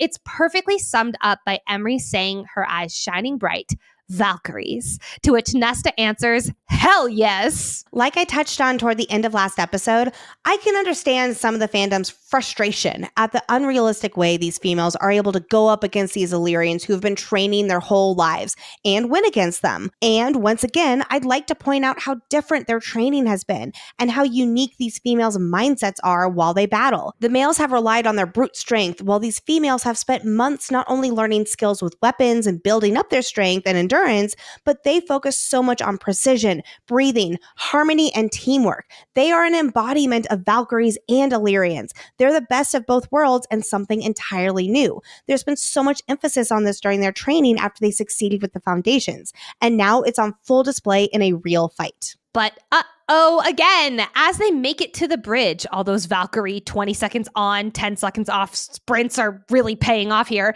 They run into another set of males. Apparently, it's just party time at the bridge now. Nesta and Emery make it across the bridge, dodging the arrows from these males, but Gwen is not so lucky. She hasn't even made it to the bridge yet, and she is down for the count with an arrow protruding out of her thigh. Ugh. And the males are right on her heels. So while running on the bridge, Gwen begs them to cut it, which will lead to her falling into the ravine, but her friends will be saved from the oncoming males. No way in hell hell is that happening though? My heart hurts for Gwen and how she's willing to sacrifice herself here. She doesn't give it a second thought. She wants her friends to survive, and she will give her life in the process, like someone else we know in a few chapters. Knowing what we'll soon learn about Gwen's past, she is haunted by failing to save her sister. And while she doesn't say it, I believe there's so much guilt that she lived in her sister, and so many of those other priestesses didn't. So here she is, ready to give her life to help her friends, like she wasn't able to do last time. Nesta has quite the idea to help her friend, though. But it involves using the bow and firing an arrow, which Emery's like, we didn't learn archery? Nesta shares that her sister taught her archery a long time ago. Elaine! Just kidding. Nowhere on the page, especially in the early books that would have been considered a long time ago, does Fae-vorite teach Nesta how to use a bow and arrow. But in chapter 12 of Silver Flames, Nesta tells Cassian that Fae-vorite taught her how to use a bow. Quote, it was only a few lessons and long ago, but Nesta remembered. It was one of the few times she and Fae-vorite had been allies. So we can gather that Fae-vorite must have taught Nesta while they were in poverty. Considering how strained their relationship was and how little Nesta helped, this is honestly a little surprising for their relationship during those struggling years. It also seems notable that despite occasional times where they had a truce, Fae-vorite put in effort to teach her sister to potentially help her hunt. But it seems Nesta never did. Knowing what we know about Nesta now, I bet she had moments where she wanted to have that kind of skill and she wanted to learn. She is a naturally curious person, but she just so often has her walls up. Bottom line, she remembered those lessons though. And apparently remembered them really, really well. She gives Emery the rope and tells her to tie one end to a tree, then tie the middle of the rope around Emery's self, and then Nesta ties the end of the rope to an arrow. And then Nesta takes her bow and lets the roped arrow fly, and it lands perfectly right in front of Gwen's feet. The priestess grabs the arrow, wraps the rope around her own middle, and then Nesta throws a hand out for Emery's sword and she cuts the bridge's ropes. This causes the Illyrian males to fall into the ravine, but Gwen is halted in her fall by the rope around her middle, giving Emery and Nesta the perfect opportunity to haul her up. Dang! Oh my, after all that suspense, we need to take a quick breather. Holiday season is officially upon us, and MeUndies, our go-to brand for unbelievable undergarments comfort, has you covered with everything you need to be your most comfy self. And with the holidays here, MeUndies is such a great gift for your loved ones to be their most comfy selves too. You know what is my favorite pair of underwear that I would give to every single person on the planet? I know, because you're always talking about it, and I love it. It's my narwhal pair of underwear. If you do not know, I have a pair of narwhal underwear from MeUndies. They are one of my favorite pairs of underwear of all time. So much so that a listener got me a stuffed narwhal at a event, and it is Bartholomew. It always makes me think of this underwear because I sing narwhals, narwhals living in the ocean. It's not just about the inside joke. It's not just about the narwhals. It's about the unbelievable comfort that these pair of underwear are. I think all of my favorite pairs of underwear are MeUndies. Oh, me too. When I run out of my MeUndies underwear, I know that it's time for laundry. Like, yes. That is my sign. Yes. MeUndies has a cut for every butt with over 20 different styles and hundreds of different colors and prints, including their new holiday collection. And MeUndies isn't just about underwear either. They also have delicious loungewear. And hey, if you're not happy with your first pair of undies, it's on MeUndies. That's how confident they are in their product. Knock out your holiday gifting needs today with MeUndies. To get exclusive holiday deals and savings all month long, go to MeUndies.com/FFG and enter promo code FFG. That's MeUndies.com/FFG, code FFG. MeUndies, comfort from the outside in. Having overcome yet another challenge and coming out alive thanks to their perseverance and teamwork, the trio continues toward Romiel. Gwen is definitely injured from the arrow wound, but at least they were able to slide it out of her and bind the injury with an extra shirt from a dead warrior. They spend the rest of day 4 slowly heading toward Romiel, and they stay the night in another tree. They're out of food. They're down to just water. Gwen's in rough shape, and Nesta and Emery's hands are torn from the rope burn pulling Gwen up from the fallen bridge. Day 5. It's more of the same, with one last tree to stay in before the barren slope of Romiel ahead. Now at the foot of Romiel, if they survive the next few days, they will officially be titled Aristian warriors by just being in this location. Remember, only 12 others have gained this honor. Reaching this point is a feat in itself. Apparently, thousands of others didn't know about the damn bridge, but that's fine. I was curious about the origin of the 3 stars that they're walking towards, the Arctos, Orestes, and Corinth stars. So I took to the internet. What I found was quite the Greek mythology download. So I'm going to really condense this as much as possible. Arctos is Greek for bear. And in Greek mythology, the goddess Arctos is known as the 12th hour that presided over the night sky. Her father was also rumored to be the sun god Helios, aka Helion. Orestes is the son of Agamemnon and Clytemnestra. I apologize if I'm wildly mispronouncing that. And also the brother of Electra. He goes mad after killing his mother and is pursued by the Enrises, also known as Enris, aka the daughter of Thanatos, or also known as Furies, which are the goddesses of vengeance. That's all I can say about that here. And lastly, there is Corinth. Corinth is close to Corinth, which is the city founded by a Greek god, Corinthos, who was a descendant from the sun god Helios, similar to Arctos. I tried my absolute darndest to find a through line between these and how they could weave into our story, and I came up woefully short. So the next morning on day 6, they discuss their next steps, literally. They can stay here in the tree all day, wait it out overnight, and be crowned Aristian the next morning. Or they could even go down a path southward that takes them away from the mountain slope so they can still be along Romiel's base, but stay out of sight from any approaching warriors heading up the mountain. Nesta and Emery are all for settling at the base and sticking it out till dawn. It's the safest option, and they are genuinely concerned for Gwen's survival if they keep pushing forward. But Gwen won't hear of it. She pipes up, quote, "So we'd come all this way and just hide?" Gwen is done hiding. She's taken the safe road for the last few years. She's lived the last few years in hiding. She's been healing deep trauma, yes, but hiding, as she says. And she's tired of it. She says, "Isn't it better to try and fail than to take the safe road?" Yes, Emery says, if it means keeping Gwen, who is very injured, alive. They won't risk Gwen's life for trying to win the right. Still, Gwen won't accept this. She doesn't feel like that's truly living, and she is ready to live, to embrace who she has been working so hard to become. She doesn't want to get to the top of Romiel for an Illyrian title. She wants to do it with her 2 sisters, who together are something new and different, who have the ability to triumph over the Illyrians' rules and restrictions. This will never not give me chills. I feel so seen by Gwen in this moment. I love this to infinity and beyond. This is one of those beautiful themes throughout stories in both fiction, and I'll even throw in nonfiction as well. That being different, being new, and choosing the brave road will always prevail, for lack of a better term. Gwen has been broken before. She has hidden her own light, but now here she is as a survivor, and she will not let anything, even a mountain, break her again. Which launches us into Gwen's tale. Before we get into Gwen's story, I do want to give the trigger warning we mentioned at the top of the episode again.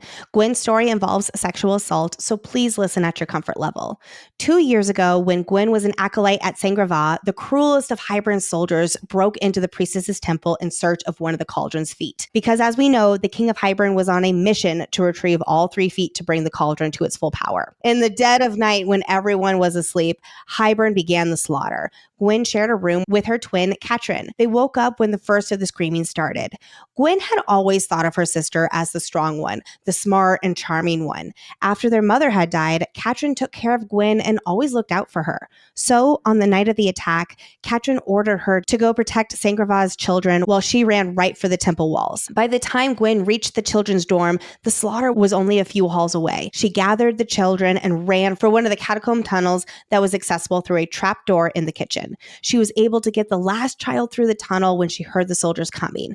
Knowing they'd find them all if the door was left uncovered, Gwen threw a rug over the trapdoor and then moved the kitchen table atop it. Right as she finished moving the table, the soldiers found her in the kitchen. But the soldiers brought other priestesses with them in their clutches, including her twin sister. Their commander walked in and asked where the rest of them were, including the children.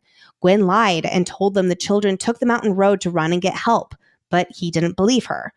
So he grabbed Katrin, knowing she must be Gwen's sister with their scents nearly identical. And using Katrin as collateral, he told Gwen that if she did not reveal where the children were, he would kill her. And when Gwen did not give up where the children were, he followed through by beheading Katrin along with 2 other priestesses right there in front of everyone. The commander then told his soldiers to go to work on the priestesses, but claimed Gwen for himself. She spat in his face, but he didn't care, and he raped her. She hadn't yet participated in the Great Rite, nor had she had the chance to lie with the male due to the temple's remoteness, and this commander took that from her. Then he called over 3 of his soldiers and told them to keep going until she revealed where the children had gone. Thankfully, before the horrors could continue, Azrael arrived. He slaughtered all of them within moments without any hesitation. Az gave her his cloak, wrapping her in it when Gwen could barely move or get up. Morgan arrived a few minutes later with Rhysand, and when it was clear some of the soldiers had gotten away with a piece of the cauldron, Azrael headed after them. Mor healed Gwen the best she could before bringing her to the library. She couldn't bear to be at the temple, to see her sister's grave, or to see that kitchen where her trauma had happened. So she stayed at the library, and for the first 5 months there, Gwen barely spoke and certainly did not sing.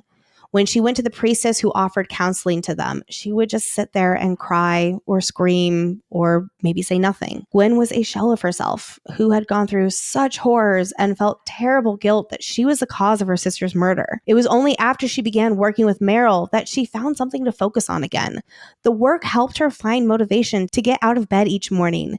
And slowly, very slowly, she began her own healing, including starting to sing during the evening services. And then Nesta came along, and Gwen saw that something bad had happened to her too, but that she was fighting it, not letting it master her, which led Gwen to sign up for training. She knew it was something that her sister would have been the first to jump at, and she wanted to honor her sister and channel Katrin and be that person that she always wanted to be. I love this moment so much because during that time we were in Nesta's POV and she was thinking she was a monster. She was a waste of life. She was this total failure. And meanwhile, someone else, Gwen, was looking at her as an inspiration. And it really just goes to show that there are so many times in our lives where we might be really down on ourselves and thinking the absolute worst, but someone else might think we're the strongest person in the room. Gwen has not believed that she's worthy of wearing the hood or the invoking stone that is standard for priestesses. She had said so much to Nesta a long time ago. They are a sign of holiness, and Gwen believes that she let her sister die, which is absolutely not true, but she believes that she let her sister die, making her unworthy of such an honor. My heart just breaks for Gwen as she has the courage to finally share her story with her sisters. She has expressed before that she has been scared of telling her story because she doesn't think her friends will want to be her friends anymore, that they will think that she is also unworthy. It goes to show how much these friends were meant to find each other, how much they needed each other, because Nesta has felt the same way with her own tale. And let's be clear, nothing that Gwen did was her fault. She was protecting the children and stood her ground, and the Hybern soldiers were awful and did unspeakable things to her, her sister, and the other priestesses. She was a victim, and yet she has carried this blame and guilt for 2 years. And still, she has come into her own strength to heal from her trauma. So no male can ever lay his hands on her like that again, and she can take back control and sense of self that was horrifically stolen from her. Gwen is such a bright light in our story and in these characters' lives. The way she sings and exudes this innocence, but also determination and strength of a warrior, it's so admirable. And now we learn what kind of inner demons she has been battling all the while. And it makes me admire her even more, that she has found the way back to living and loving after what happened to her and her loved ones. Being so overcome and moved by Gwen's vulnerability and sharing her own story and wanting her friend to know that she is not alone in her suffering, Emery launches into her full backstory.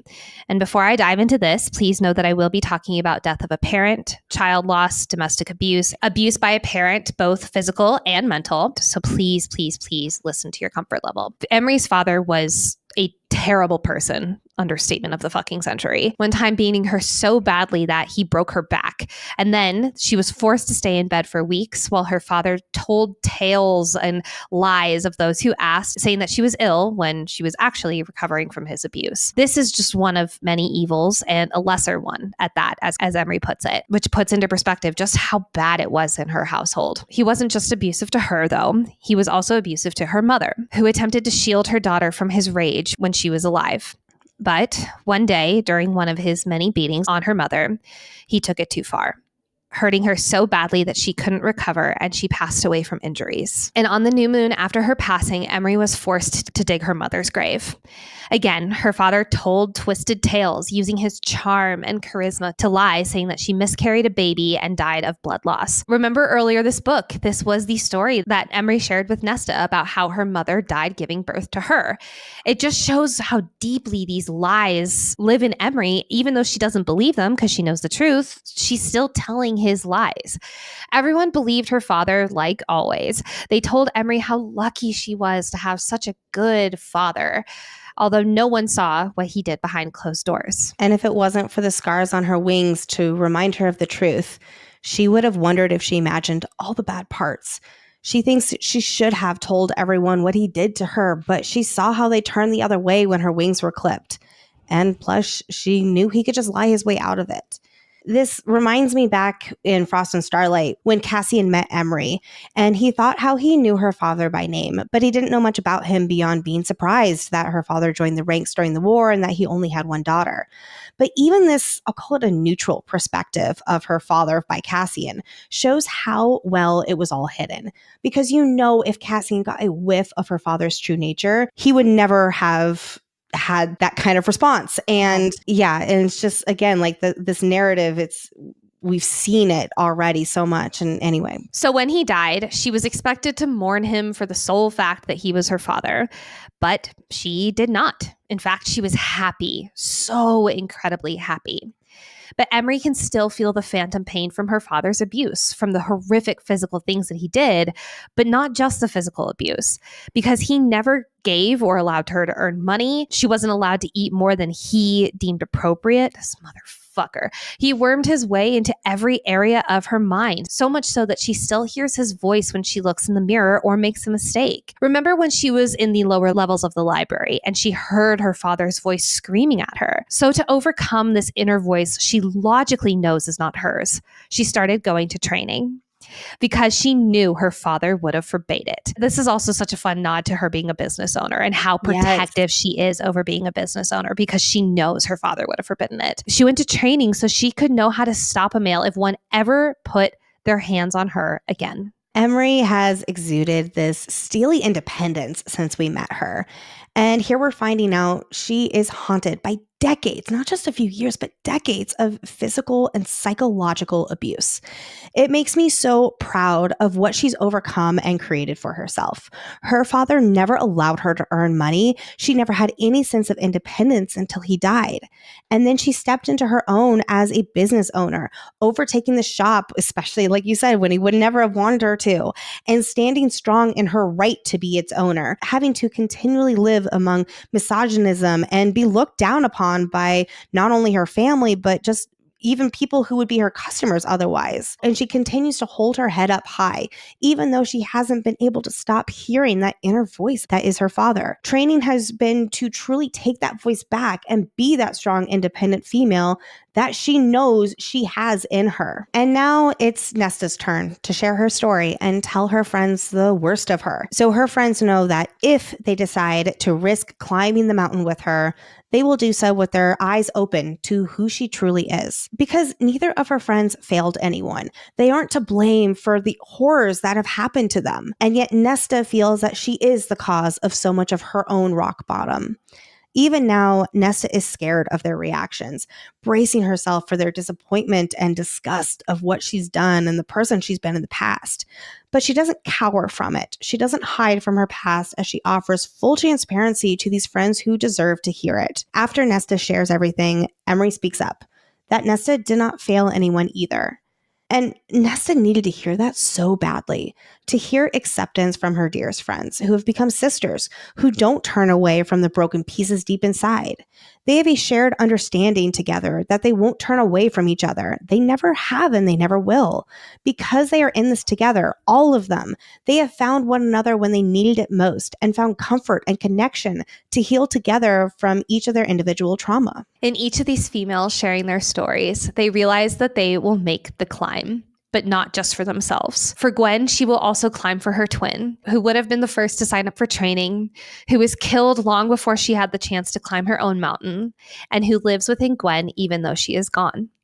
For Emery, she will climb for her mother, for the woman who never had a chance to leave her marriage, whose bravery in trying to protect her daughter from her husband's cruelty was imparted to Emery, and she will climb as two women who won't let the cruelty of a man break them down. And for Nesta, she will climb for those she feels like she's failed. Her father, who she wasn't able to save. The Inner Circle, whose generosity she feels like she abused. For Cassian, who she hurt with her words and her choices. And of course, for herself. Quote, "We win to prove to ourselves that it can be done. We win the whole damn thing." So with the decision made, our trio begins the climb. And hours later, it still feels like the peak is no closer. But on the plus side, they haven't seen or heard anyone else. True to the path's name, the breaking, this hike feels like it's bringing up every fearful and wretched thought for each of these three females. They're haunted by their horrors, but they keep going one step in front of another. I want to note that by this point in the story, we aren't getting the full inner monologue from Nesta as she narrates what those thoughts are that circle through her own head. For one, we readers have been on this journey with her for hundreds of pages. We know without SJM needing to repeat herself what those thoughts are.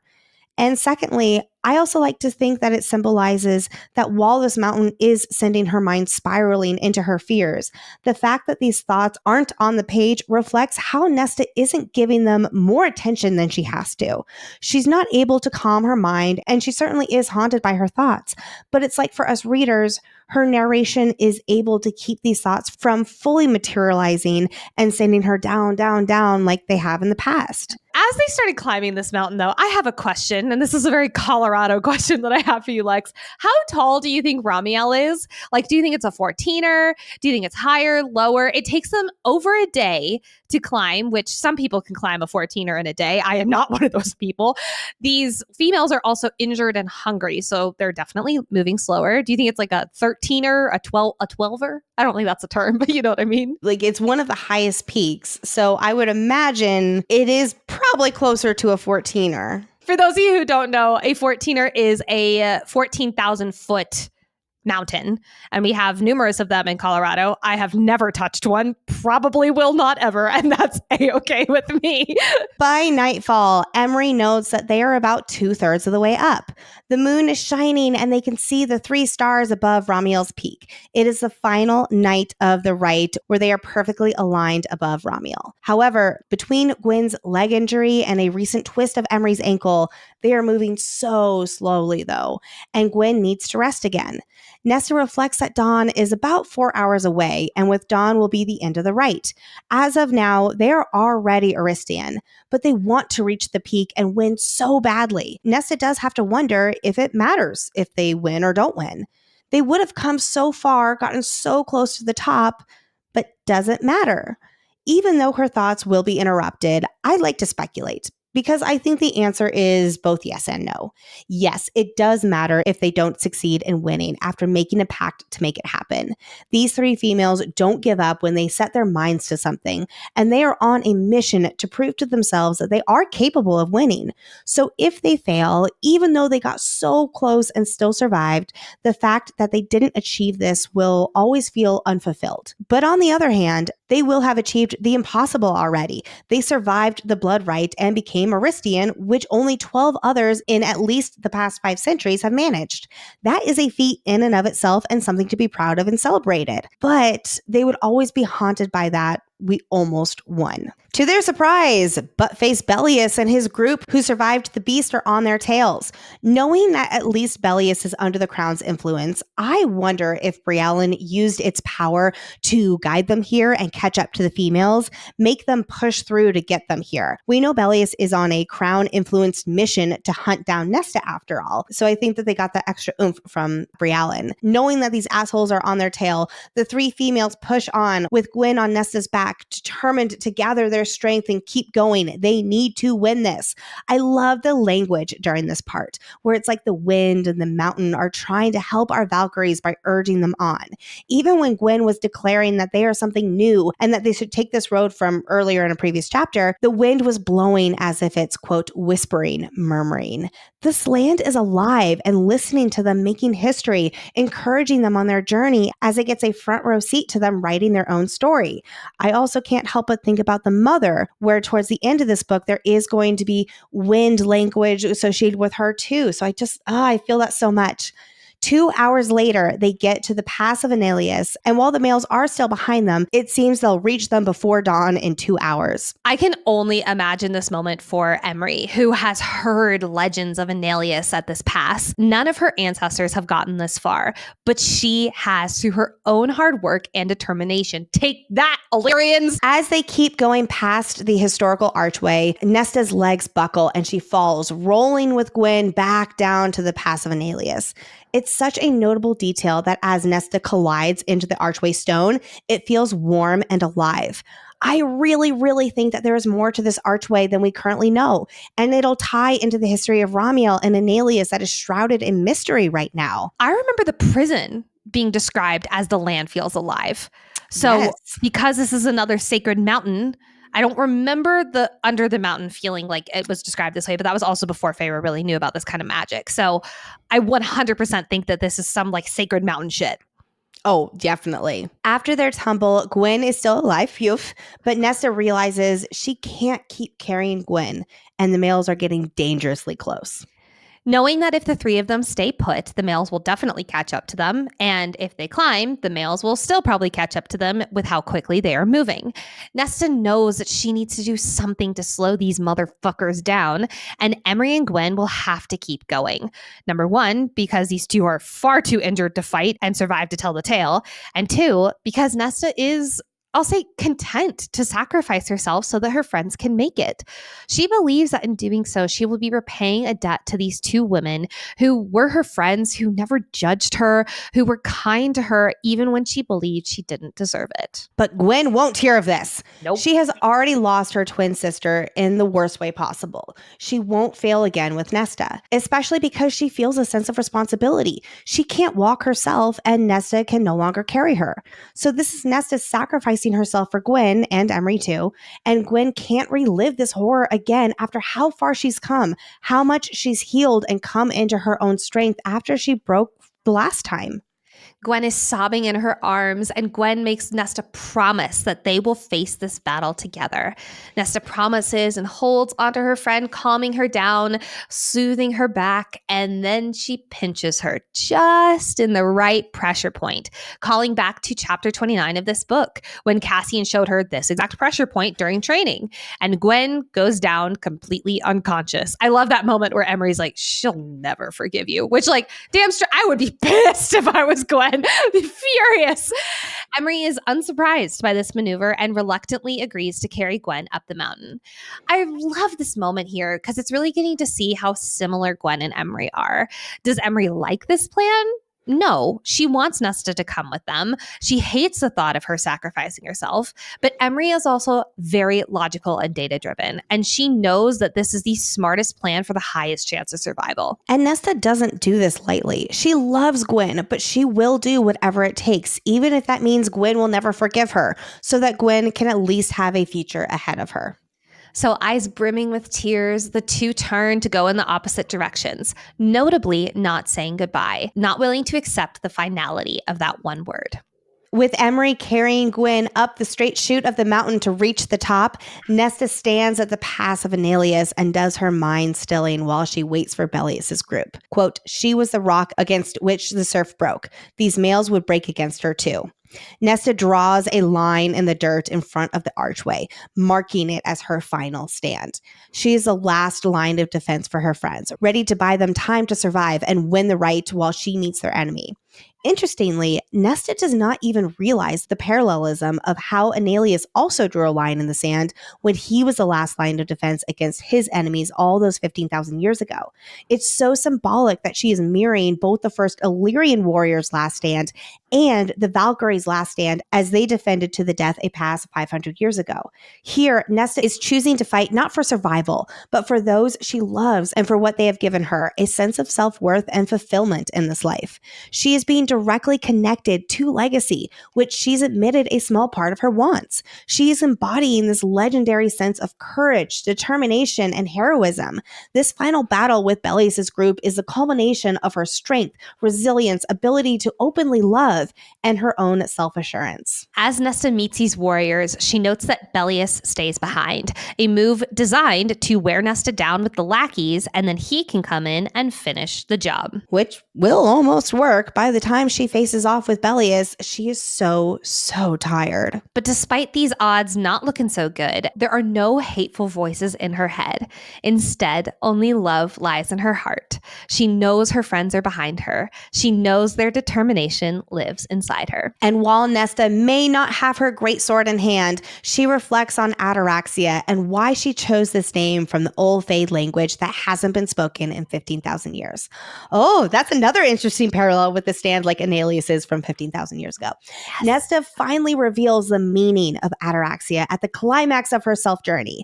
As we've talked about at length, ataraxia means inner peace, which is exactly what this climactic scene represents for Nesta. She is finally embodying her own inner peace, which has felt so out of reach for most of this book. Like Nicole said, her heart is full of love. Nesta has found her own inner peace as she looks death in the face, feeling at peace that she is guarding her friends and saving them like they have saved her. Nesta takes down all of the males one after the other until only one stands in her way, the final boss, butt-face Bellius. These warriors had thought they'd find an untrained, helpless female, but instead they found a skilled warrior. Again, showing how they can't even comprehend that a female is capable like they are. She stands in her own resolve, but an inner part of her starts to quake at the death surrounding her. She's exhausted, she's beaten down, she's starving, she's dehydrated, and that's just 4 of the myriad of things that she's feeling. She reminds herself, though, quote, "Valkyrie, you are a Valkyrie, and once again, you are holding the pass. If you fall, it will be saving the friends who saved you, even when they didn't know they were doing so." Oh, God, that's a beautiful line. The Valkyries are extinct because so many of them died to save Minir Pass. But even though they knew that was a suicide mission, there was a sense of peace within their own deaths, and Nesta is having her own version of that tale right now. Right after Bellius goes on about how his crippled cousin is disgracing the sacred place of Romiel, there is a fluttering of light from the summit that washes over his features, which can only mean one thing. Emery and Gwen have won the blood right. The light must have shone when they touched the onyx monolith, and the ancient magic instantly whisked them away from the top, back to the safety of wherever they are needed most, which we will learn is at the river house where Farah is in trouble. But we will get to that next episode.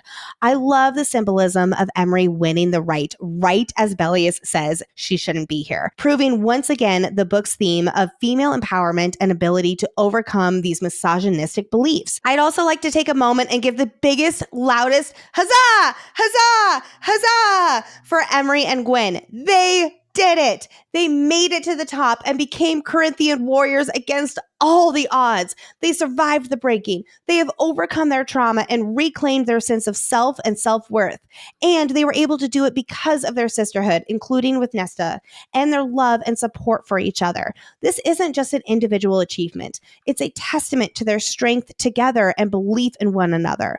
They are an inspiration for future generations of females, proving that females are capable of this triumph. Not only are they Valkyrie, they just proved that they are the most elite Illyrian warriors. Now, I would like to take yet another moment and point out that, again, I get that some of the readers are like, this is not realistic. And again, I am going to argue why this is good storytelling. Yeah. The whole book has been leading up to this as it centers around female empowerment and overcoming impossible challenges, both mentally and physically. It's also a fantasy book where we have to give these stories some grace as realism needs to take a back seat sometimes. And I'll also say this, you know what's even more unrealistic? The fact that Harry, Ron, and Hermione went through the professor's trials in the Sorcerer's Stone when they were 11 years old. And 80%... I argue, Hermione, it makes sense how she survived that.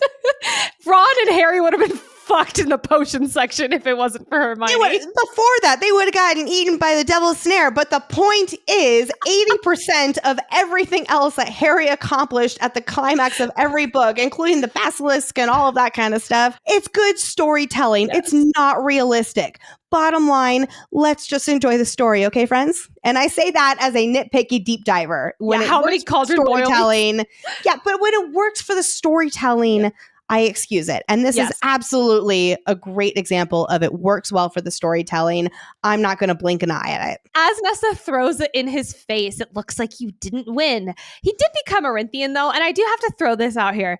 Do you think one of the reasons that only 12 people have become Aristian is because they keep killing each other at the Pass of Annelius and they keep dying? So it's like actually more like 60 to even like 100 plus people have become Aristian. They just died. It doesn't count if they die. Exactly. But I'm like, they just died. So yes. Oh, absolutely. But that's the whole thing is that, well, then you don't get it because you're dead. Anyway, as Nesta taunts him, he admits that he never wanted to win the right. He just wanted to give this, aka Nesta, to Briellen. This is 1000% the crown talking. There's no way Buttface Bellius wasn't like, I'm gonna win the damn thing because I'm a man and I can do manly things. Especially this is the crown talking because he's described as having, quote, such blind driving hatred without reason, without end. Well, it's interesting because we'll find out that Briellen told Bellius to hunt Nesta down, but she did not say to kill Nesta because remember, she needs to have Nesta, whether it is to get her to get the trove or for Cassian to kill her. Now, Briellen will speculate that she wasn't precise enough in her wording as Bellius does indeed try to kill Nesta. So I will take this as Bellius's unfounded hatred for Nesta just as much as for his cousin channeled from Briellen, but hunting down can still equal killing. So here he is influenced by the crown on a mission to hunt down Nesta, and the exact definition of hunt down is up for interpretation. As this fight with Bellius begins, Nesta knows she only has to hold him off for a few minutes until dawn is here and the rite is officially over, which means she will automatically get her power back. So while Bellius might have the upper hand in this fight because she is so worn down, Nesta knows she is certainly the more powerful one. How to use that power? She doesn't know, but at least she'll have that unique and deadly weapon soon. So soon. This is such an epic battle scene because it's on top of a mountain. There's thunder booming. There's lightning flashing. Like this is a moment in whenever we get the ACOTAR TV show, I'm going to be like, it's going to be so beautiful. Also, another quick foreshadowing thing here is the thunder and all of that. That is the crown controlling the weather, which we'll talk about next episode. Oh, I forgot about that. In this moment, Nesta, exhausted, shaking, legs trembling, her body is so ready to just stop, sit down and fucking die already. It's Nesta's mind, though, that keeps her upright. She knows her friends are safe, alive, and well, and fucking thriving. They just won. Her task is complete, but she wants to keep living life with them after this horrible day. Rather than being willing to sacrifice herself, she is embracing her life and how wonderful it is. And that she's not ready to go yet. She's still got fight in her, and she's not going to let this asshole take her away from those she loves and this beautiful life she has created. Instead of looking death in the face and accepting it with love in her heart like earlier, now Nesta is looking death in the face and with love in her heart, and she is determined to conquer it. Quote, she wanted to live and live well and live happily. Wanted to do it with this moment, this thought. It is what finally makes her look at Bellius and say, because my mate taught me well. Yeah, you did! As we all know, Nesta has so far refused to accept the concept of mates because of what it represents in the Fae culture. But like she thought the night before the rite at Emery's house, she is ready to live this life with Cassian, which also means she is ready to embrace the fact that he is her mate. She's accepting the depth of their bond and is not afraid of letting love in like she used to. She recognizes that she is worthy of love. And as independent as Nesta is, here she is saying, my mate taught me how to take you down. She is identifying that her strength is not diminished by leaning on someone else. In fact, it is empowering her because she is loved enough to receive this teaching and support.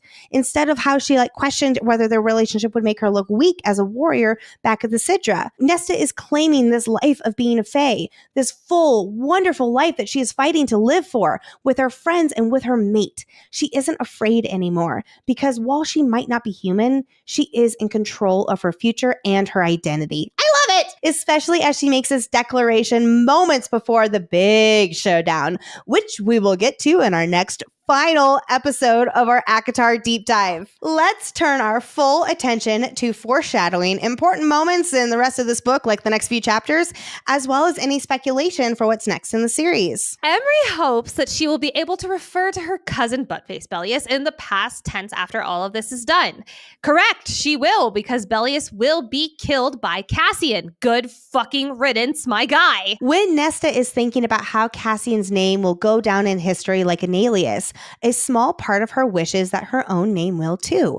This isn't the first time she's hoped she will also be remembered in history, and I feel like it's got to be foreshadowing. She will go down in history as a warrior who resurrected the Valkyries and leads this female force. Maybe also as a queen in her own right. High Lady of the Dust Court, maybe. As you all know, we think so. So many possibilities. As Nesta waits for dawn in this battle against Bellius, quote, her power would return and she could... Nesta didn't know what she'd do, but at least she'd have that weapon. Well, she might not know how to use her power, but she will end up channeling it in a big eruption that will kill Brialyn and unmake her in the final face-off. I also love that here she's leaning on her power. We'll talk about that next episode, but I just love how she's like, oh, I can't wait to have my power back, when before she was like, get it away from me. Yes. It is time to sip some tea with the Suriel. Every episode, Lexi will sit down with Suriel, RIP, and walk us through a world-building topic that helps us better understand this world and the people in it. Today's Suriel topic is Romiel, one of the 3 sacred mountains in Prythian. First and foremost, Romiel is a symbol of the Night Court and Illyria's sacred mountain. It's the heart of not only Illyria, but the entirety of the Night Court. It appears on the Night Court's insignia. It is where the Illyrian blood rite takes place. As Cassian describes, quote, Romiel had always felt alive somehow, awake and watchful. So let's go through Romiel's geography.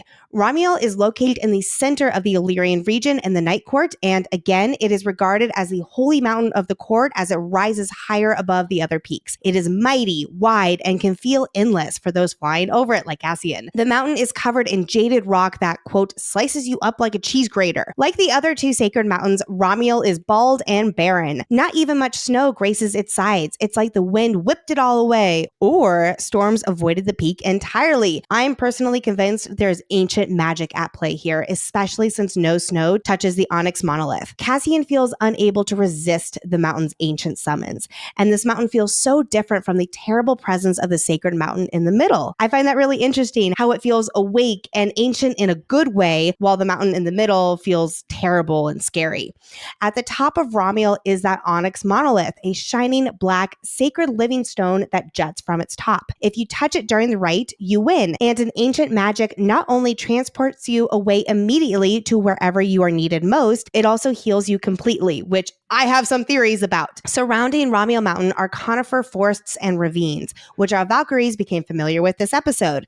Ancient, cunning, terrifyingly large beasts prowl these lands, feeding at night. Also, as our Valkyries learned this episode. Now it's time for a history lesson. Long ago, so long ago that they don't even have a precise date for it, but we know it's 15,000 years ago, a great war was fought between the Fae and the ancient beings who oppressed them, the Daglin. One of its key battles was here here in these mountains. And I know we've already mentioned this several times between today's episode and last week, so here's the TLDR.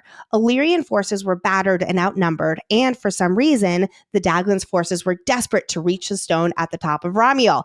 I think that definitely has to do with the Onyx monolith and its ancient powers. No one has ever been taught the reason why, though. Indeed, it seems to have been forgotten over the course of history. But what we know is a young Illyrian warrior named Anelius held the line against enemy soldiers for days. He found a natural archway of stone amongst the tangle of boulders and made that his bottleneck as he defended the line. He died in the end, but he held off the enemy long enough for his allies to reach them. The first ruler of the Night Court made Romiel his court insignia, which of course is the mountain depicted with their 3 holy stars on top. Illyrian warriors who are ready to partake in the rite aim to reach the top of Romiel and touch the Onyx monolith located there in honor of Anelius and his bravery. No one is allowed on Romiel any other time of the year, only this 1 week of the rite. No one knows how the Onyx monolith at the top of Romiel came to be there. Legend says it existed before the Night Court formed, before the Illyrians migrated from the Myrmidons, which are the mountains that divide the Night and Day Court, before humans even walked this world. Romiel has 2 sister peaks, the sacred mountain in the center of the middle, Amarantha's under the mountain, and the mountain where the prison is located underneath. Each of these 3 mountains has an underground palace of tunnels carved into them, with markings carved into the walls that depict unknown stories and symbols. No one knows who carved them, and apparently the Illyrians were never curious enough to see if any secrets lie beneath Romiel. As you all know, we are convinced there is something very important also beneath Romiel. Now let's talk about the paths up the mountain. While it's mentioned that there are several paths up the mountain, we are only told the name of one, the Breaking, the worst of Romiel's 3 routes to the top. Not only is it difficult physically, but it is its own mental challenge too. Nesta, Emery, and Gwen can feel their worst feels swirling as insistent thoughts, their horrors haunting them as they climb the Breaking. And Nesta speculates that there's something more to this area that tests you mentally and truly does try to break you. It's the truest test of will and courage, to climb when you have nothing left. It's when the Breaking usually occurs. It's, of course, the route the Bat Boys took, as well as what our Valkyries take here today too. The hardest path, the most infamous, is the one that takes you through the pass of Anelius, through the archway of black stone where Anelius held the line. And that, friends, is what we know currently about Romiel, one of the 3 sacred mountains of Prythian and the location of the Blood Rite. It is time to close out our ACOTAR only part of the episode with our Fae-vorite Moments. Oh, I only get to say that one more time. Oh my God. At least until ACOTAR 6. That's which true. we have no idea when that is. So we're just going to soak this up for however long. A few highlights from Cassian's adventure. He is so over Eris, and I find that just delicious. He wants to kick his ass, and he's saying, fucking Eris. It just always makes me giggle.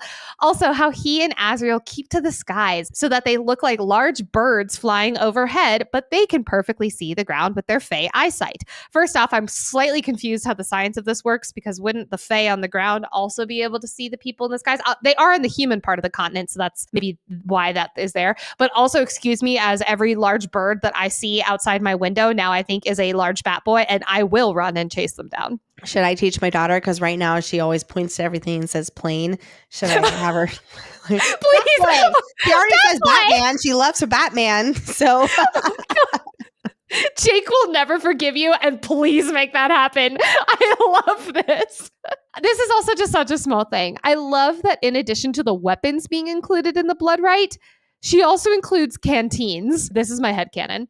She did not tell Bellius to include canteens in the Blood Rite, only weapons, because she is a chaos agent. She wants the weapons, but getting water in the wild has always been Bellius's downfall. So he selfishly put canteens in the Blood Rite to make it easier for him. Oh my God, are you in my brain? Because I think I wrote down that almost exact same thing in my notes. I literally wrote, part of me wonders if Briellen only had weapons to go in to cause chaos, and the Illyrians under her influence were like, okay, but we could also use canteens and rope, and took the opportunity to help themselves out more. Or here's another idea. It was Briellen really making sure her minions had what they needed to stay alive and further ensure Nesta would be worn down. Real quickly, so we have wondered like, oh my gosh, if it seems so so easy for them to get to the base of the mountain. Like, how have there only been 12 before? They do have a big advantage this time around. So we got to take everything with an asterisk, except for their winning, because we're definitely not taking that away from our ladies. Absolutely not.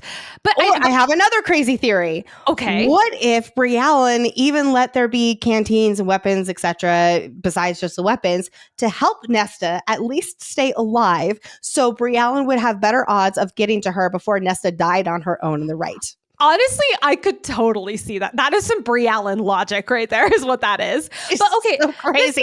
This does make me wonder, like, I'm taking Emery and Gwen out of this because they deserve every second that they get on top of that mountain.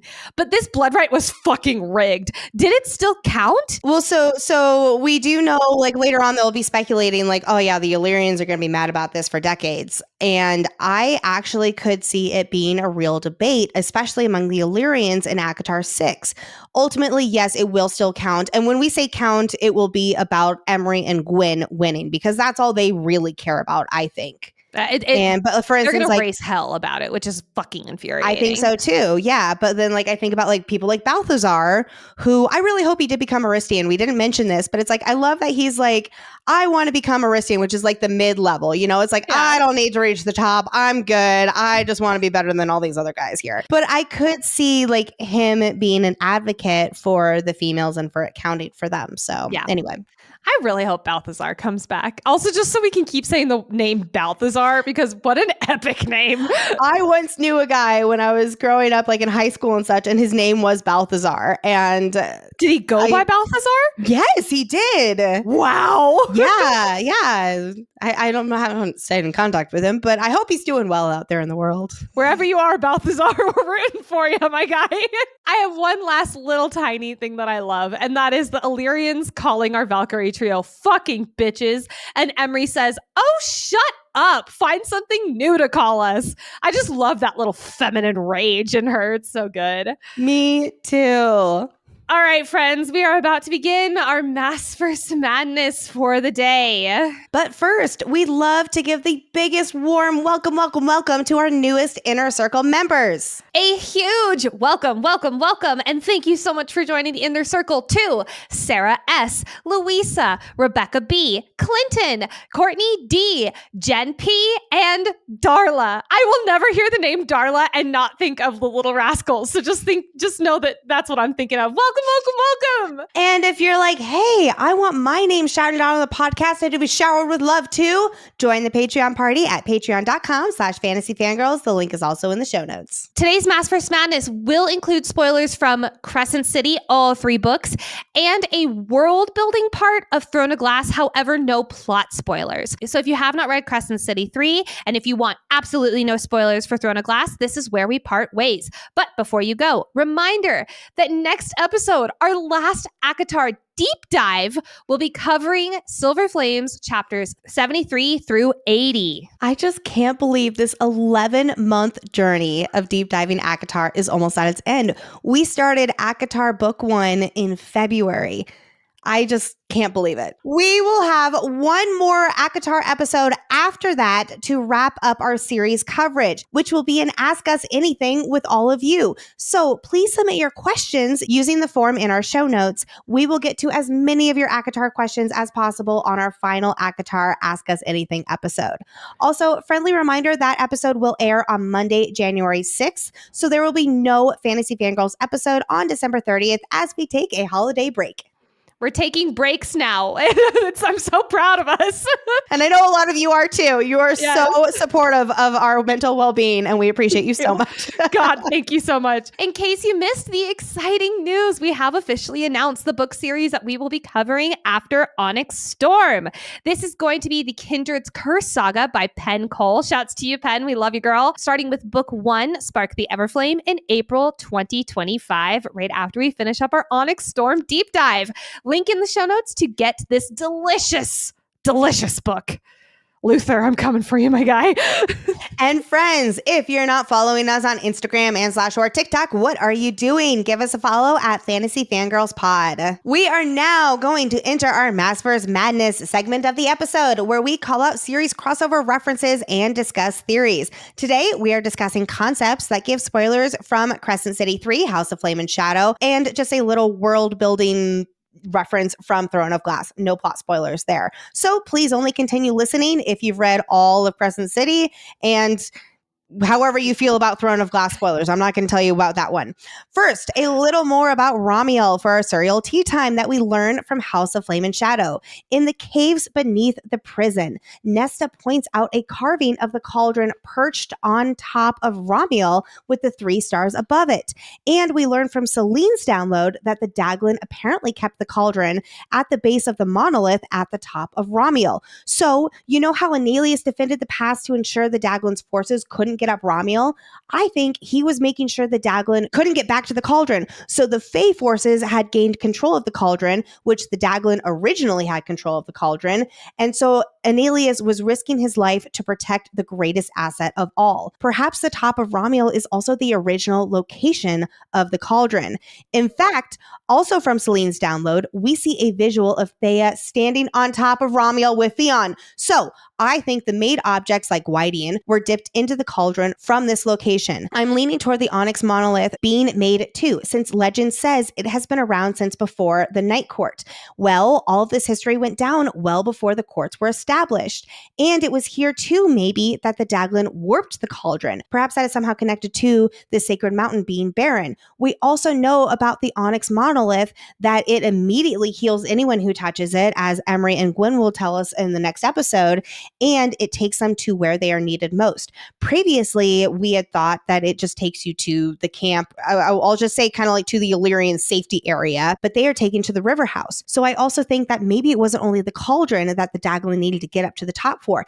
Maybe they were wanting to get to the monolith so that they could transport to another realm, perhaps. One more thing here, because I can't stop talking about Romiel. Vesperus also hints that the Asteri / Daglin hid pockets of their power beneath sacred mountains, which might also have to do with these mysterious tunnels and underground palaces too. Yes, I absolutely think so. Yes. Vesperus also says that their magic draw all sorts of creatures. So I am convinced that these ancient and cunning beasts gravitate toward Romiel because of the Asteri's magic that is hiding within it. And the Asteri are these beasts' original creators. There's a few other Romiel theories that I want to throw out there as well. There are quite a number of theories. I couldn't find the original poster about this, but Romiel is a possible entrance to hell. So maybe that's also why the Asteri were trying to get to the top, because they want to get to hell and really show Apollyon what's fucking up. Possibly. That also makes sense with these beasts. Yes, exactly. Yes. Oh my God. Yes, exactly. It's almost like how the Northern Rift connects Midgard to Hell and other realms. This is almost like the Northern Rift of Prythian. So maybe Romiel is also a thin place too. There's no mention of mist, at least that I found, but you know, that might just be oversight. This also might be how Thanatos keeps getting in and out of the fucking world, because he is mentioned in Akabor how Thanatos' daughter is giving him, you know, problems. This from Kira in the Court of Nightmares. But we know Thanatos is the Prince of the Ravine, aka the 4th Prince of Hell. Also, Orestes, one of the 3 stars on top of the mountain, is connected to the Greek god that is being chased down by Enris, aka Fury, aka Thanatos' daughter. I'm still so convinced that Fury is Thanatos' daughter, and then her. Wow, and this is like a blast from the past with the theories. Man, we haven't talked about this in months. I lay awake at night, literally saying Thanatos' daughter is Fury. Thanatos' daughter is Fury. I'm so convinced. Sierra Darling on Reddit also takes this a step further, wondering if Annelius is now one of the princes of hell too. We have 7 levels. Level 7. Real quickly, because we also know that Annelius needed to get to the top of Romiel and his guts were hanging out and that's where he died. Well, the Onyx monolith literally heals anybody who touches it. So maybe 2 options here. One is he tried to get to the top so that he could be healed and he did not make it, you know, to actually touch it. Or he did touch it and he didn't actually die right there. And he's just in hell.